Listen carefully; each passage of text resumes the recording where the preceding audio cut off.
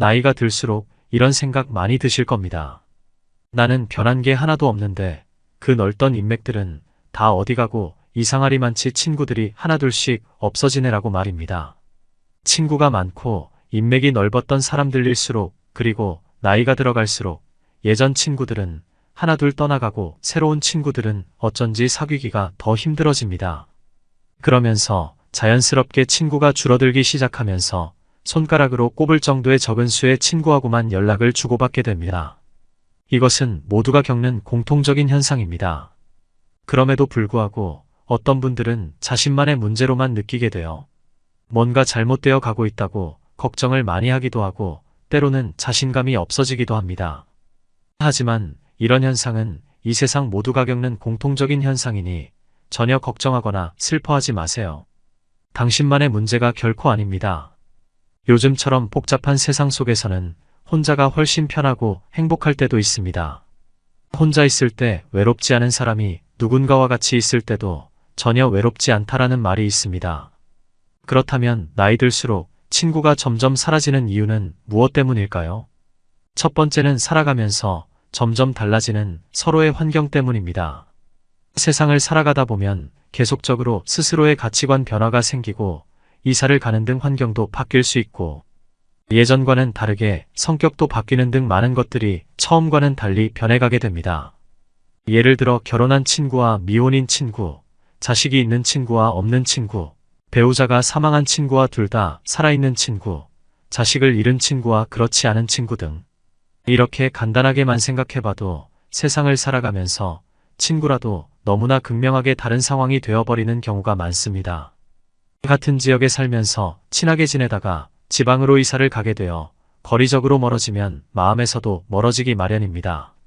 자주 만날 수 없으니 서로 멀어지고 통화도 뜸해지게 되는 것이죠. 직업이나 공부에 대해서도 서로 관심사가 달라지다 보면 공통 관심사가 줄어들게 되면서 차츰 멀어지는 경우도 생기게 됩니다.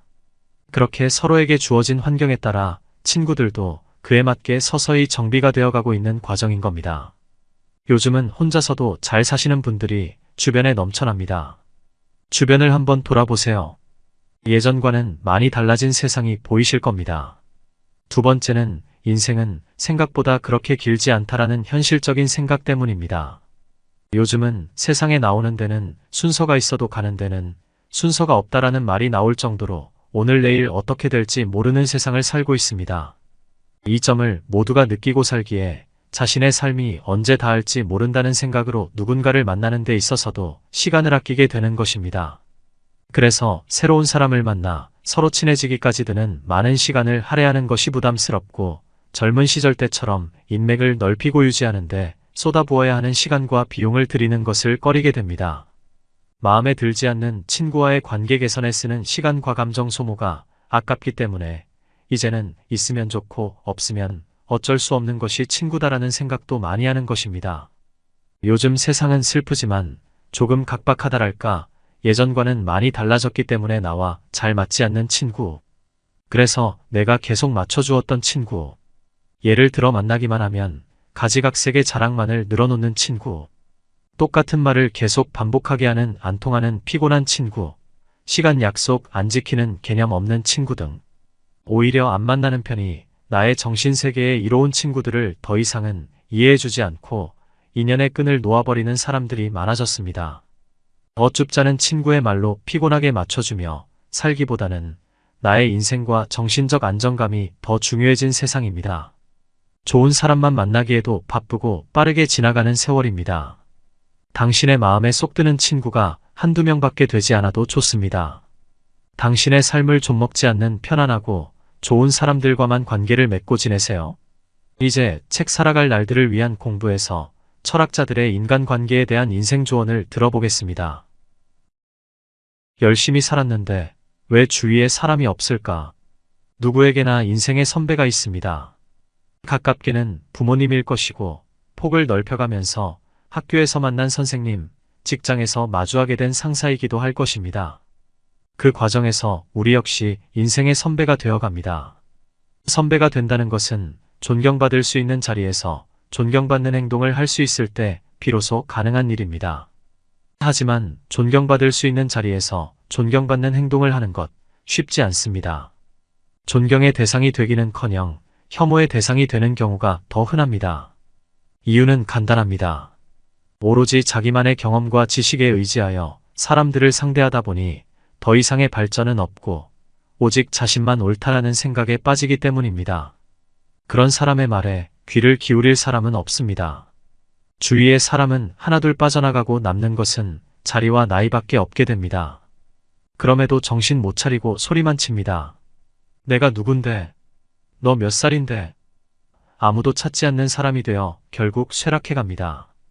복종시키고자 하지만 오히려 경멸당하는 사람이 되어버리는 것이죠. 혹시 어른이 되어가는 우리가 요즘 겪고 있는 일은 아닌지 걱정이 됩니다. 한편으로 화가 납니다. 열심히 살아왔는데 왜 이런 일이 벌어지게 된 걸까? 라는 생각에 말이죠. 맹자는 우리에게 조언합니다. 무력으로서 사람을 복종시킨다면 사람들은 진심으로 복종하지 않게 되며 억지로 존중할 뿐이다. 그러니 덕으로서 사람을 대해야 한다. 덕으로 사람을 대한다면 그때 비로소 사람들은 기뻐하며 자발적으로 복종한다. 친구가 끊이지 않는 사람이 되고 싶다면 기억해야 할 3가지. 친구를 만들고 또 그 관계를 유지하는 건 생각만큼 쉽지 않습니다. 특히 친구를 만드는 것보다 친구와 관계를 잘 유지하기가 더욱 어렵습니다. 서로의 경험이 다른 상황에서 오로지 편함만을 기대하기 때문에 일어나는 문제일 겁니다. 친구의 의견을 존중하고 또 이해하면서 새로운 경험을 함께 만들어야 하는 과정이 만만치 않습니다. 친구를 어떻게 만들고 또 지내야 할까요? 맹자는 다음 3가지를 말합니다. 첫째, 나이가 많음을 내세우지 말 것. 둘째, 신분의 우위를 내세우지 말 것. 셋째, 친족의 우위를 내세우지 말 것. 신기합니다. 수천 년 전에도 2023년을 살아가는 오늘날 우리가 여전히 겪고 있는 문제를 겪었다니 말입니다. 나이가 많다면서 말을 함부로 하는 사람, 자신의 직위가 높다고 거들먹거리는 사람, 우리 아버지가 누군지 알아라면서 자신의 친족 관계의 우위를 뽐내는 사람, 그런 사람들과 관계를 맺고 싶은 사람은 예나 지금이나 단 한 명도 없을 겁니다. 맹자는 3가지로 말했으나 사실은 단 하나의 화두를 우리에게 던진 것 아닌가 합니다. 그건 바로 친구 앞에서는 그 어느 것도 내세우려는 마음을 갖지 말 것이라는 겁니다. 친구를 사귀면은 이해가 아닌 덕을 보고 사귀어야 하고 이해관계가 아닌 덕의 관계로 사귀어야 한다는 것입니다. 내세움은 상대방에게 괴로움으로 여겨지기 쉽기 때문입니다. 내세움, 이것 하나를 조절하는 게 그토록 어렵다니 안타깝습니다. 수천 년이 되도록 해결하지 못한 인간관계의 문제인 것이죠. 하지만 우리는 여기에서 오히려 하나의 교훈을 얻을 수 있습니다. 내세움만 잘 조절해도 친구가 끊이지 않는 기회가 올 것이라는 것입니다. 내세우지만 않아도 인간관계는 긍정적 마디를 만들면서 오히려 성장할 수 있습니다. 나이가 많다고 지위가 높다고 배경이 든든하다고 친구에게 자랑하는 순간 모든 인간관계가 끝이 나는 것이라는 사실. 이것만 알아도 주변에 좋은 사람들이 다가옵니다. 다가온 사람과 평화로운 인간관계를 맺을 수도 있고요. 물론 이렇게 친구를 만들고 관계를 유지한다는 것은 노력이 필요한 과정이라는 점도 인정합니다. 당연히 어려운 일입니다. 하지만 친구를 만들기 위해서는 내세움을 덜어낸 우리가 먼저 적극적으로 다가가야 할 것이고 상대방에게 관심을 가지고 존중해야 하며 결국 서로 솔직하게 대화할 수 있는 분위기를 만들어야 합니다. 이를 통해 서로를 지지하고 도와주는 관계를 형성해 나가면서 서로의 성장을 위해 도움이 되는 사람으로 각자 발전함은 물론이고요. 맹자의 생각은 단순히 친구에 많고 적음에서 그치지 않습니다. 친구를 만들고 또 그 관계를 유지하면서 배운 것을 친구와의 관계뿐만이 아닌 사회적 질서와 내면적 질서에 있어서도 그 교훈으로 삼으라고 합니다. 아랫사람으로서 위를 공경하는 이를 귀한 이를 귀히 여김이라 이르고 윗사람으로서 아랫사람을 공경하는 이를 어진 이를 존경함이라고 부릅니다. 맹자는 친구를 만들고 사귀는 목표를 단순히 개인 차원에서 끝내지 않았습니다. 친구란 사회에서 어떻게 살아가야 할지를 설명하기 위한 하나의 사례였던 겁니다. 맹자에 따르면 어쩔 수 없이 상하수직 구조가 발생할 수밖에 없는 사회 속에서 아랫사람과 윗사람은 각자 맡은 바 최선의 노력을 다하는 게 옳습니다. 그래야 사회가 돌아갑니다. 그렇다면 맹자는 오로지 귀한 것, 예를 들어 자신보다 우위에 있는 사람을 귀하게 여기라고 한 걸까요? 아닙니다. 맹자는 윗사람 역시 아랫사람의 어질고 성실함을 존중하라고 합니다. 즉, 아랫사람은 윗사람에 대해 인정해야 하고 윗사람은 아랫사람에 대해 배려의 태도로 존중해야 사회적 질서가 잘 형성되는 겁니다. 비록 차이가 나는 신분이지만 서로를 존중하고 배려하는 것. 이렇게 살아갈 수만 있다면 세상은 조금 더 나아지지 않을까요? 이는 각자 나름의 절제와 함께 타인에 대한 배려가 끊이지 않는 곳, 즉 문화가 잘 정돈된 곳임을 의미합니다. 반대로 존중과 배려가 사라진 사회에서 산다는 건 생각만 해도 끔찍합니다. 최소한의 교양인이 되기를 원한다면 절제와 배려가 몸에 배어 있어야 합니다. 돈과 명예가 교양의 수준을 레벨업 시켜주지는 않을 테니까요. 귀하게 여겨지는 사람, 존경받는 사람, 거기에 현명한 교양인이 우리가 되고자 하는 사람 아닐까요? 이런 사람은 말이 아닌 행동을 통해 실천하며 또한 겸손할 겁니다. 교양인인 채 남을 무시하는 사람이라면 그 사람은 천박한 사람입니다. 위로 아래로 존경하고 배려하며 교양인이 되어야 하는 이유는 지적 능력을 향상하기 위함만이 아닌 타인과 더불어 공존하면서 잘 살아가기 위함입니다. 절제와 배려, 이 두 가지를 염두에 두면서 살아간다면 어느새 주변에는 좋은 사람들로 가득해질 겁니다. 맹자의 가르침을 통해 자신의 주변부터 존중하고 배려해보면 어떨까요? 상대방을 귀하게 여겼을 때 우리에게 돌아오는 것은 존경일 테니까요. 관계를 맺을 수 없다면 외로움을 택하라. 질문이 사라진 시대입니다.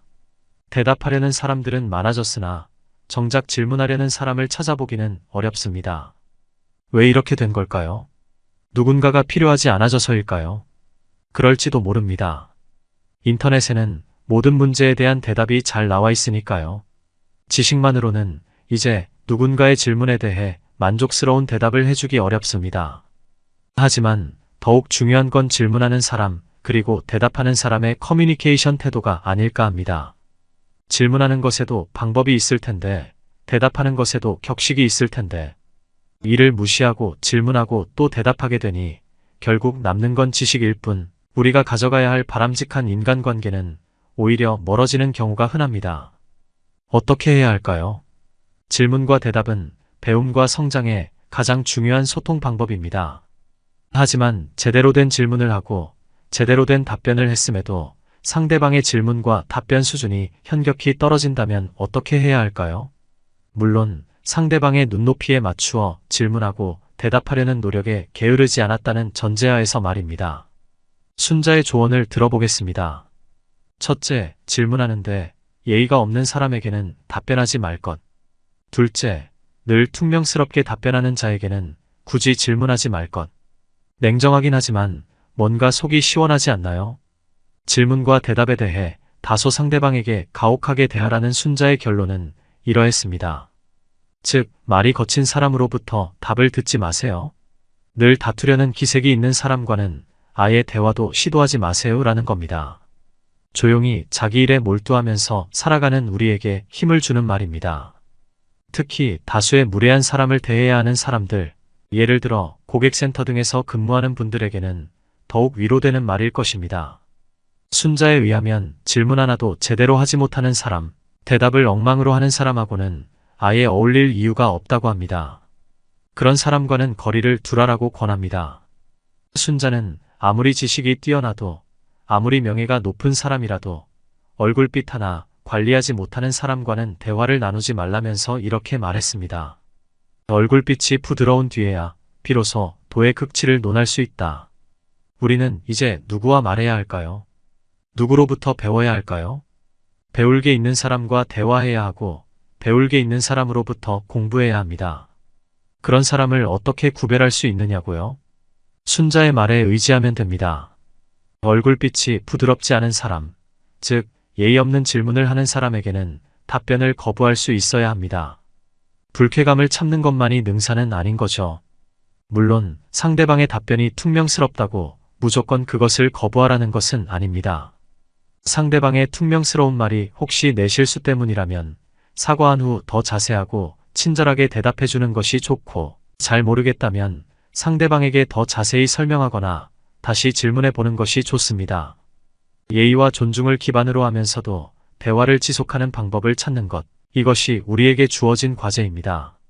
이렇게 노력했음에도 거칠고 험한 말을 쏟아내는 사람이 있다면 그냥 놔두십시오. 피해야 합니다. 굳이 함께 말을 할 이유가 없습니다. 순자의 말에 의지해 보는 것이죠. 예의 없이 질문하는 자에게는 대답하지 않으며, 퉁명스럽게 답하는 자에게는 질문하지 않으며, 말이 거친 자에게는 대답을 듣지 않으며, 다투려고 하는 자와는 논하지 않습니다. 예의 없는 사람, 퉁명스러운 사람, 거친 사람, 그리고 다투려고만 하는 사람과 말을 섞을 이유는 없다는 순자의 말처럼 우리도 할 이유가 없는 말은 하지 않아야 합니다. 관계를 맺을 수 없는 사람과 대화를 시도하는 것은 자신을 파괴하는 행위입니다. 그때는 아예 관계 대신 외로움을 선택하는 것도 삶을 지키기 위한 현명한 길일 겁니다. 나이 40에 미움을 받는다면 끝장이다. 공자께서 말씀하셨습니다. 나이 40에 다른 사람의 미움을 받는다면 끝장이다. 직장에서 리더 역할을 하는 분들의 고민은 이러합니다. 젊은 직원들에게 업무에 대해 말할 때 섣부른 지식이나 질책을 할 수 없어서 답답하다고요. 말 한번 잘못했다간 바로 꼰대로 물리기 때문이랍니다. 학교도 마찬가지라고 하더군요. 선생님이 학생의 잘못을 지적하거나 가르치려면 많이 조심해야 한다는 것이죠. 왜냐고요? 잘하려고 하다가 자칫 고발을 당할 수도 있으니까요. 서로 조심해서 말하는 건 나쁘지 않습니다. 하지만 문제가 있습니다. 직장과 학교에서 벌어지는 이런 일들이 결국 사회적인 안전에도 나쁜 영향을 준다는 겁니다. 예를 들어 볼까요? 지하철에서 누군가 싸웁니다. 이때 우리가 할 일은 무엇일까요? 과거라면 사람들이 나서서 말리려고 했겠으나 요즘에는 눈을 돌리거나 방관자가 되는 게 일반적입니다. 괜히 개입했다가 잘못하면 봉변을 당할 수 있기 때문입니다. 어쩌다 이렇게 된 걸까요? 혹시 미움받을 용기가 실종되어서 아닐까요? 이런 모습의 1차적 책임은 어른에게 있습니다. 우리 사회에 어른들이 없다는 개탄의 소리가 높은 것도 사실입니다. 왜일까요? 어른들이 악역을 담당하기 싫어하기 때문은 아닐까요? 아쉽습니다. 어른이라면 이런 때 나서서 중재하며 존경받고 싶을 테니까요. 사람은 누구나 타인으로부터 인정받고 싶어 합니다. 이는 미국의 심리학자 에이브러햄 매슬로가 주장한 인간에게 있는 5가지의 욕구에서 근거를 찾을 수 있습니다. 매슬로에 의하면 인간은 생존을 위해 가장 기본적인 생리적 욕구, 그 다음으로 안전 욕구, 이후로 사회적 욕구인 애정과 소속의 욕구, 자기 존중의 욕구 그리고 자아 실현의 욕구를 단계적으로 추구합니다. 마지막 단계인 자기 존중의 욕구란 누군가로부터 높임을 받고 주목과 인정을 받고자 하는 욕구입니다. 우리가 흔히들 말하는 명예욕, 권력욕 등도 이 단계에 속하며 더 높은 차원의 자신감, 독립심, 자유 같은 자존감도 이에 속하는데, 말하자면 자기 존중의 욕구는 사회적 활동을 하는 인간으로서 자기를 완성하는 원천이며 자신을 분출시키는 엔진이라 할 수 있습니다. 그런데 요즘 우리 사회에서는 이 자기 존중 욕구를 함부로 내세우기가 힘들어졌습니다. 개인의 인권이 괄목할 만큼 고양되고 사회적 가치가 다원화되는 건 좋은 일이지만 이로 인해 사람들의 욕구가 소극적으로 변해버렸습니다. 타인을 존중하게 된 것은 좋으나 공동체의 질서와 이익에 반하는 경우까지 침묵하게 된 것이죠. 거짓, 폭력, 불법 등의 행위자에 대해서는 강력한 사회적 눈총이 있어야 하고 고개를 들고 다닐 수 없게 하여야 합니다. 그래야 오늘보다 더 나은 사회에서 살 수 있을 테고요. 그러니 우리부터 조그만 악행도 그냥 넘어가지 않는 단호함이 있어야 합니다. 더 나은 사회를 위해 미움받을 용기가 필요한 이유입니다. 하지만 미움받을 용기에 무작정 머물러서는 곤란합니다. 결국 미움은 사랑으로 승화되어야 하는 것이기 때문입니다. 미움을 받겠다라고 생각하며 일상의 모든 순간을 상대방에 맞서다 보면 돌아오는 건 존경 대신 회피 혹은 전쟁일 겁니다. 특히 미움받을 용기가 꼰대짓 해도 되는 무모함으로 치환되는 건 결사반대해야 합니다. 공자 역시 이를 경계했습니다. 공자께서 말씀하셨습니다. 나이 40에 다른 사람의 미움을 받는다면 끝장이다. 그렇습니다. 나이 40이 되어서까지 누군가의 미움을 받고 있다면 그 사람은 말 그대로 쪽나버립니다. 40의 공자는 일종의 백수였다고 합니다. 여러 나라를 돌아다니며 자신을 써줄 왕을 찾았으나 실패했죠. 하지만 그는 자신을 되돌아보고 학문적 깊이를 더하며 제자를 양성함에 힘씁니다. 그리고 40을 넘어 시대의 아이콘이 됩니다. 나이가 들수록, 지위가 높아질수록 허튼 유혹을 이겨낼 줄 알아야 합니다. 상대방을 함부로 대해도 된다는 일종의 잘못된 미움받을 용기와의 결별이 필요합니다. 40에 필요한 것은 권위를 내려놓을 용기와 스스로 불완전하다고 말할 수 있는 용기이지 미움받을 용기는 아닙니다. 40이 되어서도 여전히 미움이나 받고 있다면 그는 공자의 말대로 쪽난 것일 겁니다. 그렇다면 미움받지 않고 살아가는 방법은 무엇일까요? 이에 대해 공자는 다음에 4가지를 미움받는 사례로 들고 있습니다. 첫째, 남의 악함을 말하는 자를 미워한다. 둘째, 밑에서 윗사람을 회방하는 자를 미워한다. 셋째, 용기만 있고 예의가 없는 자를 미워한다. 넷째, 융통성 없는 자를 미워한다. 상대방에 대해 잘 알지도 못하면서 스스로 지혜롭다고 여기며 상대방의 감추고 싶은 비밀까지 폭로하는 사람, 그래 놓고는 왜? 나는 사실을 말했을 뿐인데? 라며 반문하는 융통성 제로의 사람, 상대방에 대해 기본적 예의도 없이 불손하고 교만하게 굴면서 스스로 용기가 있다고 여기는 사람 등 말만 들어도 짜증이 납니다. 정말 최악의 인간상 아닐까요? 공자는 이런 사람들을 보고 어떻게 말합니까? 맞습니다. 쪽났다라고 합니다. 공자는 이 미움을 받아 끝장날 수 있는 시기를 40으로 둡니다. 40은 불혹이라 하여 주위의 유혹에 쉽게 흔들리지 말아야 할 나이라는 겁니다. 완성된 덕을 베풀고 지도자의 길로 나아가야 할 시기라는 것이죠. 그런데 그 나이에 접어들고서도 자기 잘못으로 남의 미움을 받는다면 그건 말 그대로 끝장이 난 겁니다. 선악과 시비의 판단을 스스로 결정하고 일의 결과도 스스로 책임져야 할 40이라면 반드시 기억해야 할 말입니다. 40만 기억해야 할 말일까요? 아닙니다. 20이건 30이건 아니면 50이건 마찬가지로 조심해야 할 일들입니다.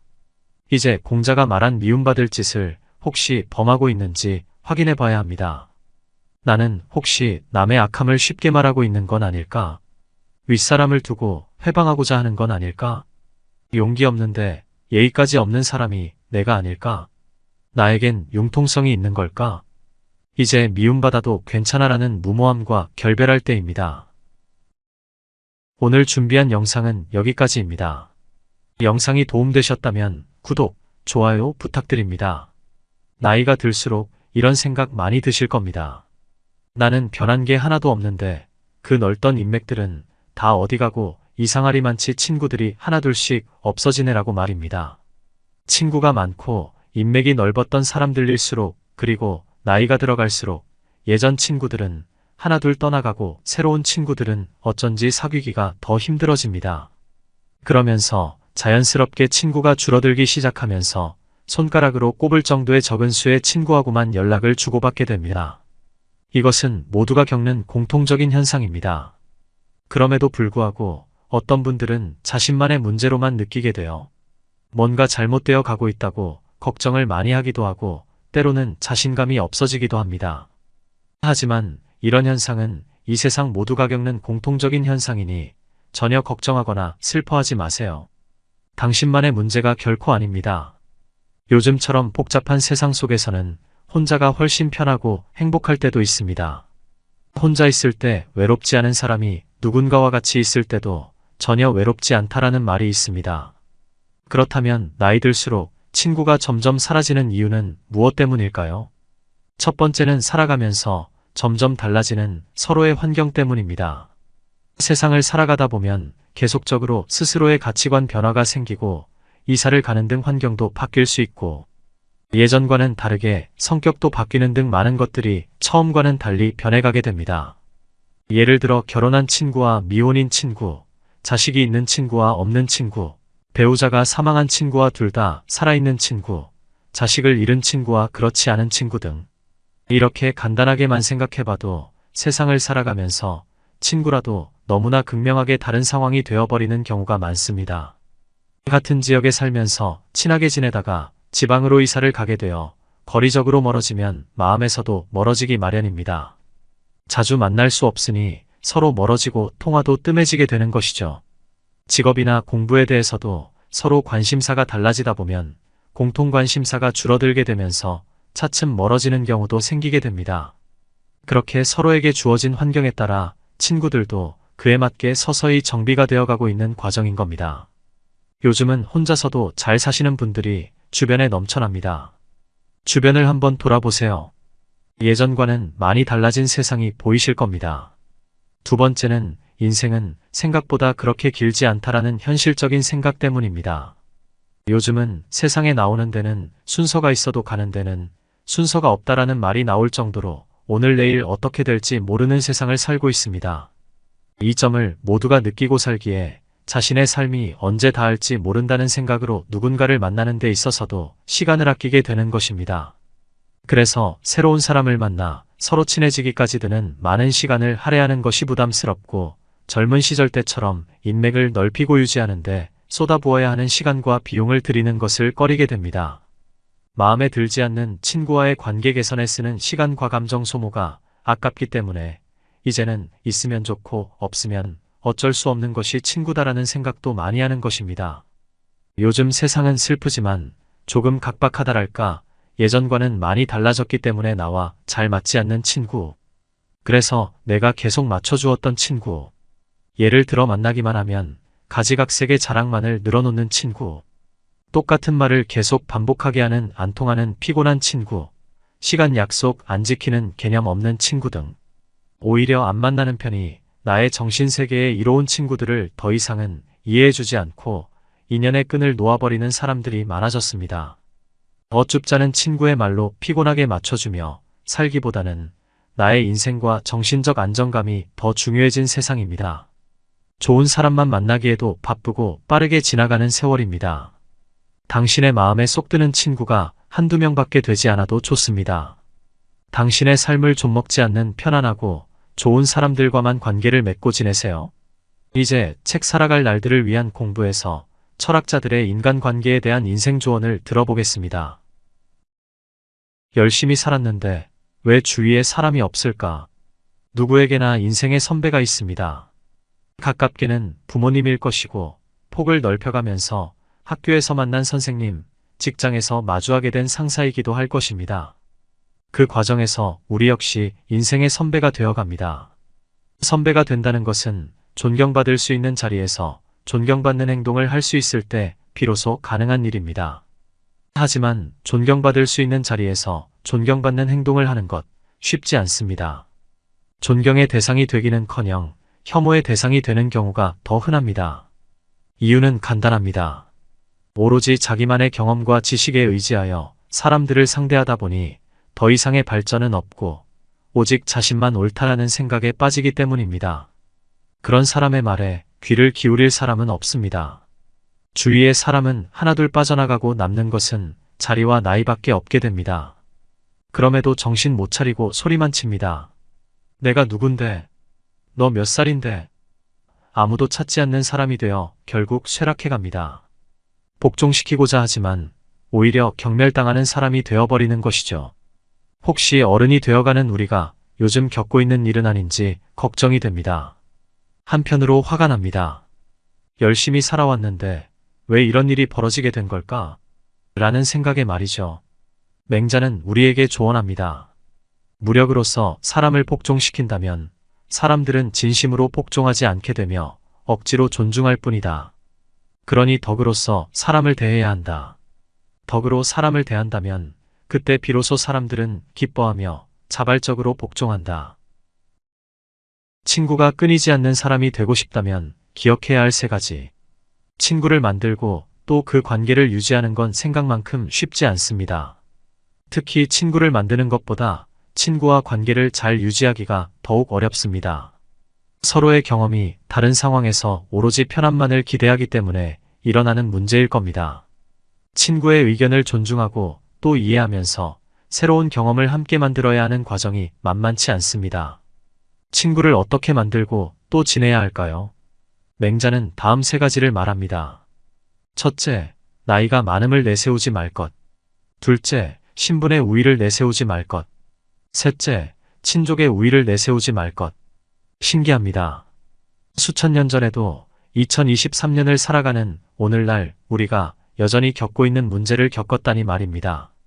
나이가 많다면서 말을 함부로 하는 사람, 자신의 직위가 높다고 거들먹거리는 사람, 우리 아버지가 누군지 알아라면서 자신의 친족 관계의 우위를 뽐내는 사람, 그런 사람들과 관계를 맺고 싶은 사람은 예나 지금이나 단 한 명도 없을 겁니다. 맹자는 세 가지로 말했으나 사실은 단 하나의 화두를 우리에게 던진 것 아닌가 합니다. 그건 바로 친구 앞에서는 그 어느 것도 내세우려는 마음을 갖지 말 것이라는 겁니다. 친구를 사귀면은 이해가 아닌 덕을 보고 사귀어야 하고 이해관계가 아닌 덕의 관계로 사귀어야 한다는 것입니다. 내세움은 상대방에게 괴로움으로 여겨지기 쉽기 때문입니다. 내세움, 이것 하나를 조절하는 게 그토록 어렵다니 안타깝습니다. 수천 년이 되도록 해결하지 못한 인간관계의 문제인 것이죠. 하지만 우리는 여기에서 오히려 하나의 교훈을 얻을 수 있습니다. 내세움만 잘 조절해도 친구가 끊이지 않는 기회가 올 것이라는 것입니다. 내세우지만 않아도 인간관계는 긍정적 마디를 만들면서 오히려 성장할 수 있습니다. 나이가 많다고, 지위가 높다고, 배경이 든든하다고 친구에게 자랑하는 순간 모든 인간관계가 끝이 나는 것이라는 사실. 이것만 알아도 주변에 좋은 사람들이 다가옵니다. 다가온 사람과 평화로운 인간관계를 맺을 수도 있고요. 물론 이렇게 친구를 만들고 관계를 유지한다는 것은 노력이 필요한 과정이라는 점도 인정합니다. 당연히 어려운 일입니다. 하지만 친구를 만들기 위해서는 내세움을 덜어낸 우리가 먼저 적극적으로 다가가야 할 것이고 상대방에게 관심을 가지고 존중해야 하며 결국 서로 솔직하게 대화할 수 있는 분위기를 만들어야 합니다. 이를 통해 서로를 지지하고 도와주는 관계를 형성해 나가면서 서로의 성장을 위해 도움이 되는 사람으로 각자 발전함은 물론이고요. 맹자의 생각은 단순히 친구에 많고 적음에서 그치지 않습니다. 친구를 만들고 또 그 관계를 유지하면서 배운 것을 친구와의 관계뿐만이 아닌 사회적 질서와 내면적 질서에 있어서도 그 교훈으로 삼으라고 합니다. 아랫사람으로서 위를 공경하는 이를, 귀한 이를 귀히 여김이라 이르고 윗사람으로서 아랫사람을 공경하는 이를, 어진 이를 존경함이라고 부릅니다. 맹자는 친구를 만들고 사귀는 목표를 단순히 개인 차원에서 끝내지 않았습니다. 친구란 사회에서 어떻게 살아가야 할지를 설명하기 위한 하나의 사례였던 겁니다. 맹자에 따르면 어쩔 수 없이 상하수직 구조가 발생할 수밖에 없는 사회 속에서 아랫사람과 윗사람은 각자 맡은 바 최선의 노력을 다하는 게 옳습니다. 그래야 사회가 돌아갑니다.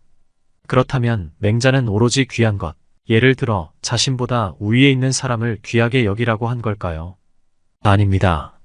맹자는 윗사람 역시 아랫사람의 어질고 성실함을 존중하라고 합니다. 즉, 아랫사람은 윗사람에 대해 인정해야 하고 윗사람은 아랫사람에 대해 배려의 태도로 존중해야 사회적 질서가 잘 형성되는 겁니다. 비록 차이가 나는 신분이지만 서로를 존중하고 배려하는 것. 이렇게 살아갈 수만 있다면 세상은 조금 더 나아지지 않을까요? 이는 각자 나름의 절제와 함께 타인에 대한 배려가 끊이지 않는 곳, 즉 문화가 잘 정돈된 곳임을 의미합니다. 반대로 존중과 배려가 사라진 사회에서 산다는 건 생각만 해도 끔찍합니다.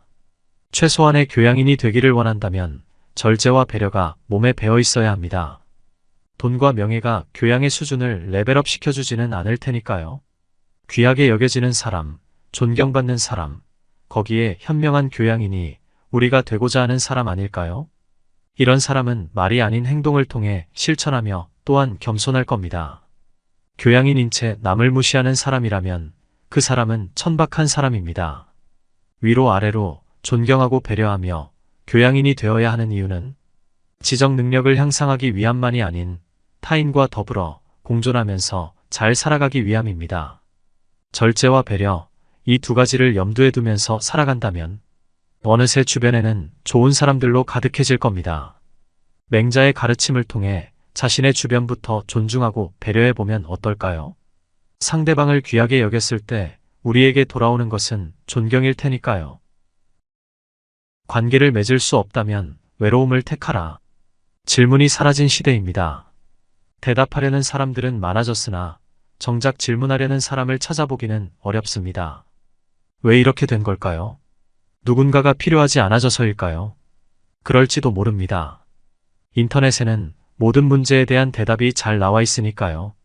지식만으로는 이제 누군가의 질문에 대해 만족스러운 대답을 해주기 어렵습니다. 하지만 더욱 중요한 건 질문하는 사람, 그리고 대답하는 사람의 커뮤니케이션 태도가 아닐까 합니다. 질문하는 것에도 방법이 있을 텐데, 대답하는 것에도 격식이 있을 텐데, 이를 무시하고 질문하고 또 대답하게 되니 결국 남는 건 지식일 뿐, 우리가 가져가야 할 바람직한 인간관계는 오히려 멀어지는 경우가 흔합니다. 어떻게 해야 할까요? 질문과 대답은 배움과 성장의 가장 중요한 소통 방법입니다. 하지만 제대로 된 질문을 하고 제대로 된 답변을 했음에도 상대방의 질문과 답변 수준이 현격히 떨어진다면 어떻게 해야 할까요? 물론 상대방의 눈높이에 맞추어 질문하고 대답하려는 노력에 게으르지 않았다는 전제하에서 말입니다. 순자의 조언을 들어보겠습니다. 첫째, 질문하는데 예의가 없는 사람에게는 답변하지 말 것. 둘째, 늘 퉁명스럽게 답변하는 자에게는 굳이 질문하지 말 것. 냉정하긴 하지만 뭔가 속이 시원하지 않나요? 질문과 대답에 대해 다소 상대방에게 가혹하게 대하라는 순자의 결론은 이러했습니다. 즉, 말이 거친 사람으로부터 답을 듣지 마세요. 늘 다투려는 기색이 있는 사람과는 아예 대화도 시도하지 마세요라는 겁니다. 조용히 자기 일에 몰두하면서 살아가는 우리에게 힘을 주는 말입니다. 특히 다수의 무례한 사람을 대해야 하는 사람들, 예를 들어 고객센터 등에서 근무하는 분들에게는 더욱 위로되는 말일 것입니다. 순자에 의하면 질문 하나도 제대로 하지 못하는 사람, 대답을 엉망으로 하는 사람하고는 아예 어울릴 이유가 없다고 합니다.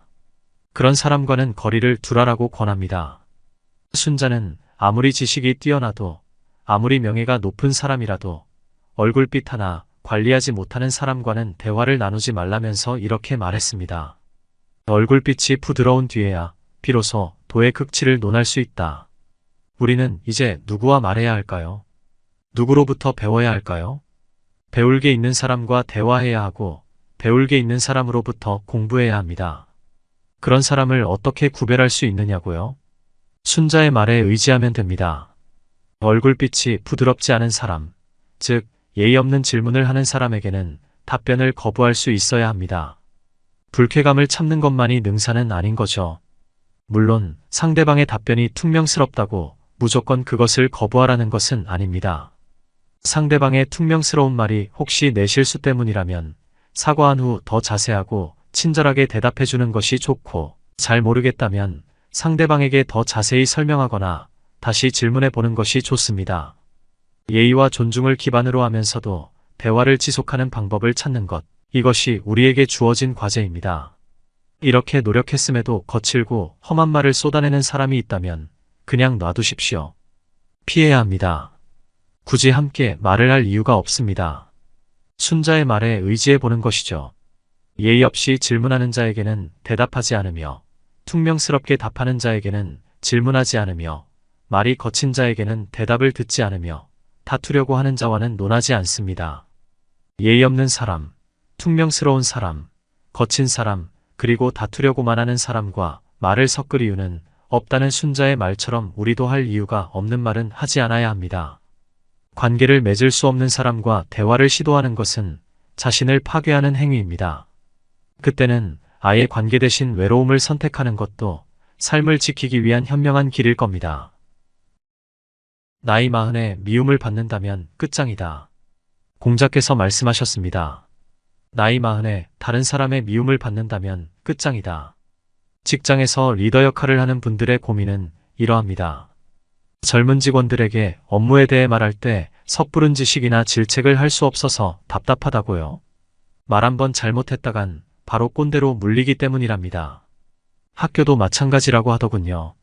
선생님이 학생의 잘못을 지적하거나 가르치려면 많이 조심해야 한다는 것이죠. 왜냐고요? 잘하려고 하다가 자칫 고발을 당할 수도 있으니까요. 서로 조심해서 말하는 건 나쁘지 않습니다. 하지만 문제가 있습니다. 직장과 학교에서 벌어지는 이런 일들이 결국 사회적인 안전에도 나쁜 영향을 준다는 겁니다. 예를 들어 볼까요? 지하철에서 누군가 싸웁니다. 이때 우리가 할 일은 무엇일까요? 과거라면 사람들이 나서서 말리려고 했겠으나 요즘에는 눈을 돌리거나 방관자가 되는 게 일반적입니다. 괜히 개입했다가 잘못하면 봉변을 당할 수 있기 때문입니다. 어쩌다 이렇게 된 걸까요? 혹시 미움받을 용기가 실종되어서 아닐까요? 이런 모습의 1차적 책임은 어른에게 있습니다. 우리 사회에 어른들이 없다는 개탄의 소리가 높은 것도 사실입니다. 왜일까요? 어른들이 악역을 담당하기 싫어하기 때문은 아닐까요? 아쉽습니다. 어른이라면 이런 때 나서서 중재하며 존경받고 싶을 테니까요. 사람은 누구나 타인으로부터 인정받고 싶어 합니다. 이는 미국의 심리학자 에이브러햄 매슬로가 주장한 인간에게 있는 5가지의 욕구에서 근거를 찾을 수 있습니다. 매슬로에 의하면 인간은 생존을 위해 가장 기본적인 생리적 욕구, 그 다음으로 안전 욕구, 이후로 사회적 욕구인 애정과 소속의 욕구, 자기 존중의 욕구 그리고 자아 실현의 욕구를 단계적으로 추구합니다. 마지막 단계인 자기 존중의 욕구란 누군가로부터 높임을 받고 주목과 인정을 받고자 하는 욕구입니다. 우리가 흔히들 말하는 명예욕, 권력욕 등도 이 단계에 속하며 더 높은 차원의 자신감, 독립심, 자유 같은 자존감도 이에 속하는데 말하자면 자기 존중의 욕구는 사회적 활동을 하는 인간으로서 자기를 완성하는 원천이며 자신을 분출시키는 엔진이라 할 수 있습니다. 그런데 요즘 우리 사회에서는 이 자기 존중 욕구를 함부로 내세우기가 힘들어졌습니다. 개인의 인권이 괄목할 만큼 고양되고 사회적 가치가 다원화되는 건 좋은 일이지만 이로 인해 사람들의 욕구가 소극적으로 변해버렸습니다. 타인을 존중하게 된 것은 좋으나 공동체의 질서와 이익에 반하는 경우까지 침묵하게 된 것이죠. 거짓, 폭력, 불법 등의 행위자에 대해서는 강력한 사회적 눈총이 있어야 하고 고개를 들고 다닐 수 없게 하여야 합니다. 그래야 오늘보다 더 나은 사회에서 살 수 있을 테고요. 그러니 우리부터 조그만 악행도 그냥 넘어가지 않는 단호함이 있어야 합니다. 더 나은 사회를 위해 미움받을 용기가 필요한 이유입니다. 하지만 미움받을 용기에 무작정 머물러서는 곤란합니다. 결국 미움은 사랑으로 승화되어야 하는 것이기 때문입니다. 미움을 받겠다라고 생각하며 일상의 모든 순간을 상대방에 맞서다 보면 돌아오는 건 존경 대신 회피 혹은 전쟁일 겁니다. 특히 미움받을 용기가 꼰대짓해도 되는 무모함으로 치환되는 건 결사반대해야 합니다. 공자 역시 이를 경계했습니다.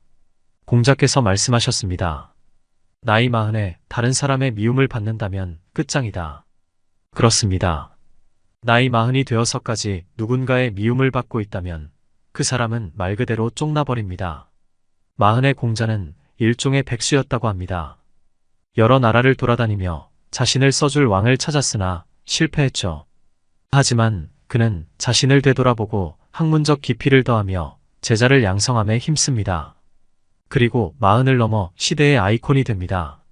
나이가 들수록 지위가 높아질수록 허튼 유혹을 이겨낼 줄 알아야 합니다.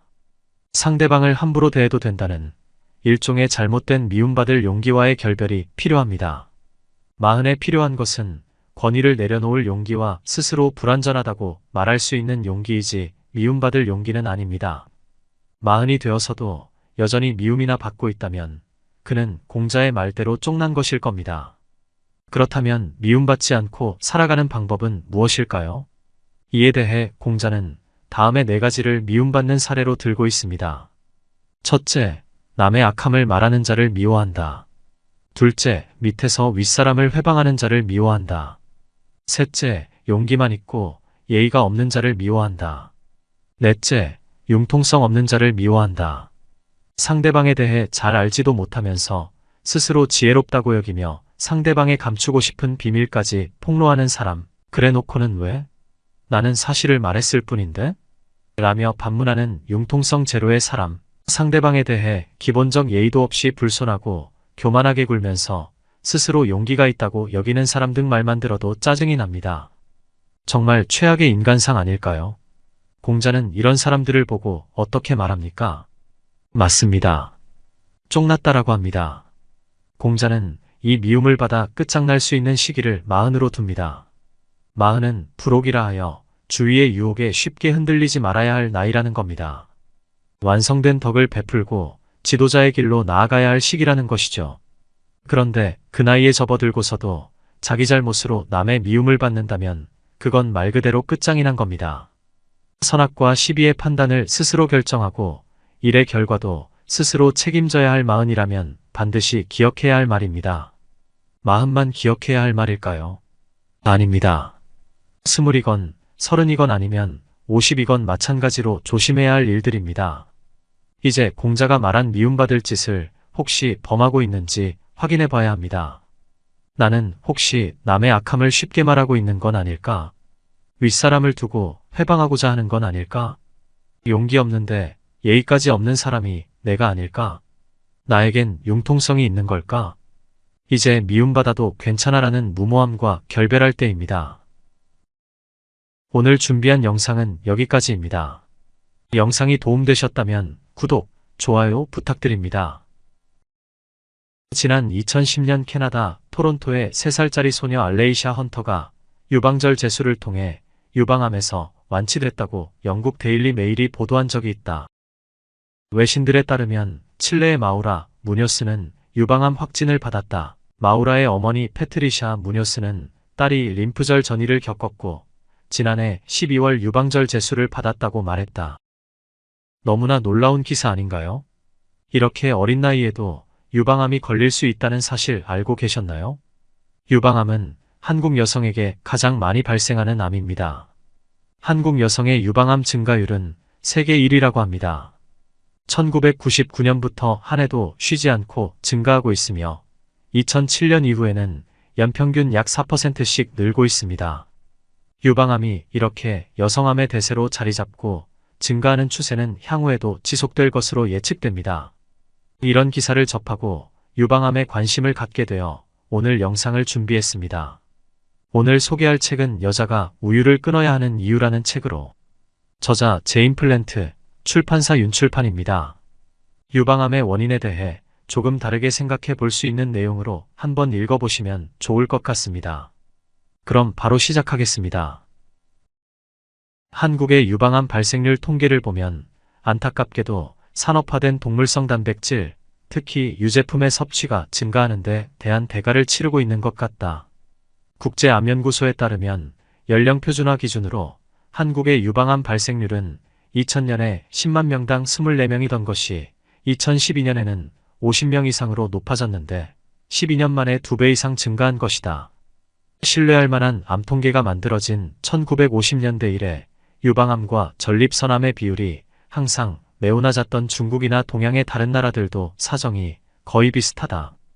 동양에서 호르몬과 관련된 암이 극적으로 증가한 것에 대해서는 다른 설명을 내놓는 사람이 분명히 있겠지만 콜린 캠벨 교수와 같은 저명한 과학자나 디노니시 박사와 같은 훌륭한 의사들과 마찬가지로 나 역시 서구식 식습관이 이 같은 질병의 주요 원인이라는 것에 대해서는 한 점의 의혹도 없다. 한국 사람들이 건강에 해로운 먹거리를 팔려는 장사꾼들의 유혹에 넘어가지 않기를, 그리하여 본래의 맛있고 건강한 식습관으로 돌아가도록 하는데 내 책이 도움되었으면 좋겠다. 내가 여전히 사랑하고 기회 있을 때마다 먹는 바로 그 음식으로. 서양과 동양의 유방암 발생률. 중국 암사망 분포도는 항상 내 관심의 대상이었다. 그 분포도를 보면 중국 전역에서 지역별로 발생하는 암의 종류가 다르다는 점을 뚜렷이 알 수 있다. 일례로 폐암은 주로 도시지역에 집중되어 있었다. 서구의 연구 결과도 마찬가지이다. 오염된 도시지역에서의 폐암 발생률이 시골에서의 발생률을 초과하는 것으로 나타났다. 특히 흡연자의 경우는 더욱 그러했다. 또한 주석이나 우라늄 광산이 있는 지역에서는 대기 중 방사성 입자의 흡입이 폐암의 원인이 될 수 있다. 중국의 위암 사망률은 전체적으로 높게 나타났지만 분포도를 보면 선선하고 습한 북부 산악지대에서 많이 발생했고 남부 열대기후에서의 발생률은 매우 낮았다. 북부에서는 겨울을 나기 위해 식품을 저장하는데 비위생적인 취급으로 음식물 속에서 미생물이 자라고 그게 원인이 되어 위암이 발생한다는 추측에 들어맞는 결과이다. 반면에 코나 입 속에 생기는 암은 중국 남부의 홍콩과 하이난섬 후방 지역에 집중되어 있다. 이 분포도는 암이 단일한 종류의 질병이 아니라 여러 가지 원인과 분포를 나타내는 다양한 질병이라는 점을 보여준다. 맨 처음 중국 암 분포도를 보았을 때 충격적이었던 것은 중국 전역의 유방암 사망률이 한결같이 아주 낮다는 점이었다. 중국의 암 사망률은 여성 인구 10만 명당 1명이었는데 이는 유방암 발생률이 10명당 1명에 도달하는 서구와 비교하면 지극히 낮은 수치였다. 물론 서로 다른 나라의 데이터를 이처럼 단순하게 비교할 수는 없을 것이다. 옥스퍼드 대학의 리처드 돌 교수가 제안한 방법대로 각각의 수치를 먼저 표준 연령 분포에 맞게 변환시켜야 한다. 그러지 않으면 잘못된 가정을 하게 되는 것이다. 유방암이나 전립선암처럼 주로 중년이나 노년에 발생하는 암을 예로 들어보자. 인구 집단 A와 B가 있는데 A 집단의 B 집단보다 젊은 사람들이 훨씬 많다면 A 집단의 암 사망률이 B 집단보다 낮게 나올 것이다. 이것이 암 사망률만을 단순 비교할 수 없는 이유이다. 통계 전문가들은 이 같은 연령 차이를 데이터에 반영할 수 있는 간단한 방법을 개발했는데 이를 연령 표준화 방법이라고 한다. 그런데 연령 표준화 방법을 쓰더라도 세계보건기구 WHO의 국제암연구소가 수집한 유방암과 전립선암 발생률은 중국이나 한국, 일본이 서양보다 확실히 낮다. 연령 표준화 데이터로 보면 중국 시골 지역 치동의 유방암 발생률은 여성 인구 10만 명당 겨우 10명에서 15명에 지나지 않는다. 하지만 중국의 도시지역 상하이 발생률은 시골의 2.5배에 달했는데 처음 분포도를 보았을 때는 아마도 심각한 환경오염 때문에 그런 게 아닐까 생각했다. 실제로 중국 환경오염의 심각성은 서구를 빠르게 앞지르고 있었으니까. 고도로 도시화된 홍콩 같은 곳에서는 그 비율이 10만 명당 36명에서 45명으로 시골의 3배에 달했다. 일본의 히로시마와 나가사키 같은 도시는 최근 발생률이 홍콩보다 약간 높았다. 그러나 한 가지 기억할 것은 일본의 이 두 도시는 원자폭탄이 떨어졌던 곳이라는 점이다. 즉 일반적인 환경오염으로 인한 암 말고도 방사선 때문에 암이 생겼을 수도 있다. 이 같은 통계를 근거로 하면 놀랍게도 다음과 같은 추론도 가능하다. 만약 서양 여성이 방사선 피폭을 당한 산업화된 도시 히로시마에서 일본인의 생활 방식대로 살아간다면 유방암 위험도를 30에서 50%가량 낮출 수 있다는 것이다. 환경오염이나 도시화와는 상관없는 여러 가지 생활 방식이 서구 여성의 유방암 발생률을 엄청나게 높인다는 것은 분명하다. 이는 부정하기 어려운 결론이다. 인종이 아니라 생활 방식이 문제. 한 가지 확실히 해두고 싶은 것은 우리가 살펴보고 있는 통계가 폐쇄된 실험실 연구에서 나온 이론적인 결과물이 아니라는 점이다. 이 수치는 현실 세계의 실제 사람 수이다. 이 지식은 엄청난 비용을 들인 연구를 통해 얻은 것이다. 작고 깔끔한 표는 그 이면에 수십억 명의 삶과 생명을 담고 있다. 이 표를 자세히 조사하고 여기서 알아낼 수 있는 것을 최대한 밝혀내는 것이야말로 과학자들의 최소한의 임무일 것이다. 첫 번째로 알아낸 것은 동양과 서양 간의 유방암과 전립선암 발생률이 크게 차이나는 게 무엇 때문인지는 정확히 모르지만 일단 유전은 아니라는 것이다. 이민자 연구를 보면 동양인도 서양으로 이주한 뒤 한두 세대만 지나면 유방암과 전립선암의 발생률과 사망률이 그 이민국과 비슷해진다. 반대로 홍콩이나 말레이시아, 싱가포르의 부유한 사람들처럼 서구의 생활 방식을 따르는 경우는 동양인이라 하더라도 유방암과 전립선암 발생률에서 서구와 별 차이가 없다. 중국에서는 유방암을 흔히 부자 사모님병이라고 부른다. 부유한 사람만이 이른바 홍콩 스타일 음식을 누릴 수 있기 때문이다. 중국에서 홍콩 음식이란 아이스크림이나 초콜릿바를 비롯해 스파게티나 그리스식 페타치즈에 이르기까지 모든 서양 음식을 망라한다. 이 음식들이 과거 영국 식민지였던 홍콩에서는 구하기 쉬웠던 반면 중국 본토에서는 희귀했기 때문이다. 이 같은 관찰 결과 유방암은 유전적 결정인자보다 환경 요인이 더 중요하다는 주장이 나오는 것이다. 그렇다면 유방암을 예방하는 것도 가능하다는 이야기이다. 일본 역시 유방암과 전립선암 발생률이 영국이나 미국에 비해 낮다는 점은 특별한 의미가 있다. 일본의 많은 지역은 서구와 마찬가지로 산업화되어 있다. 실제로 일본에서는 이미 1950년대에 중금속 오염으로 인한 질병이 생겨났다.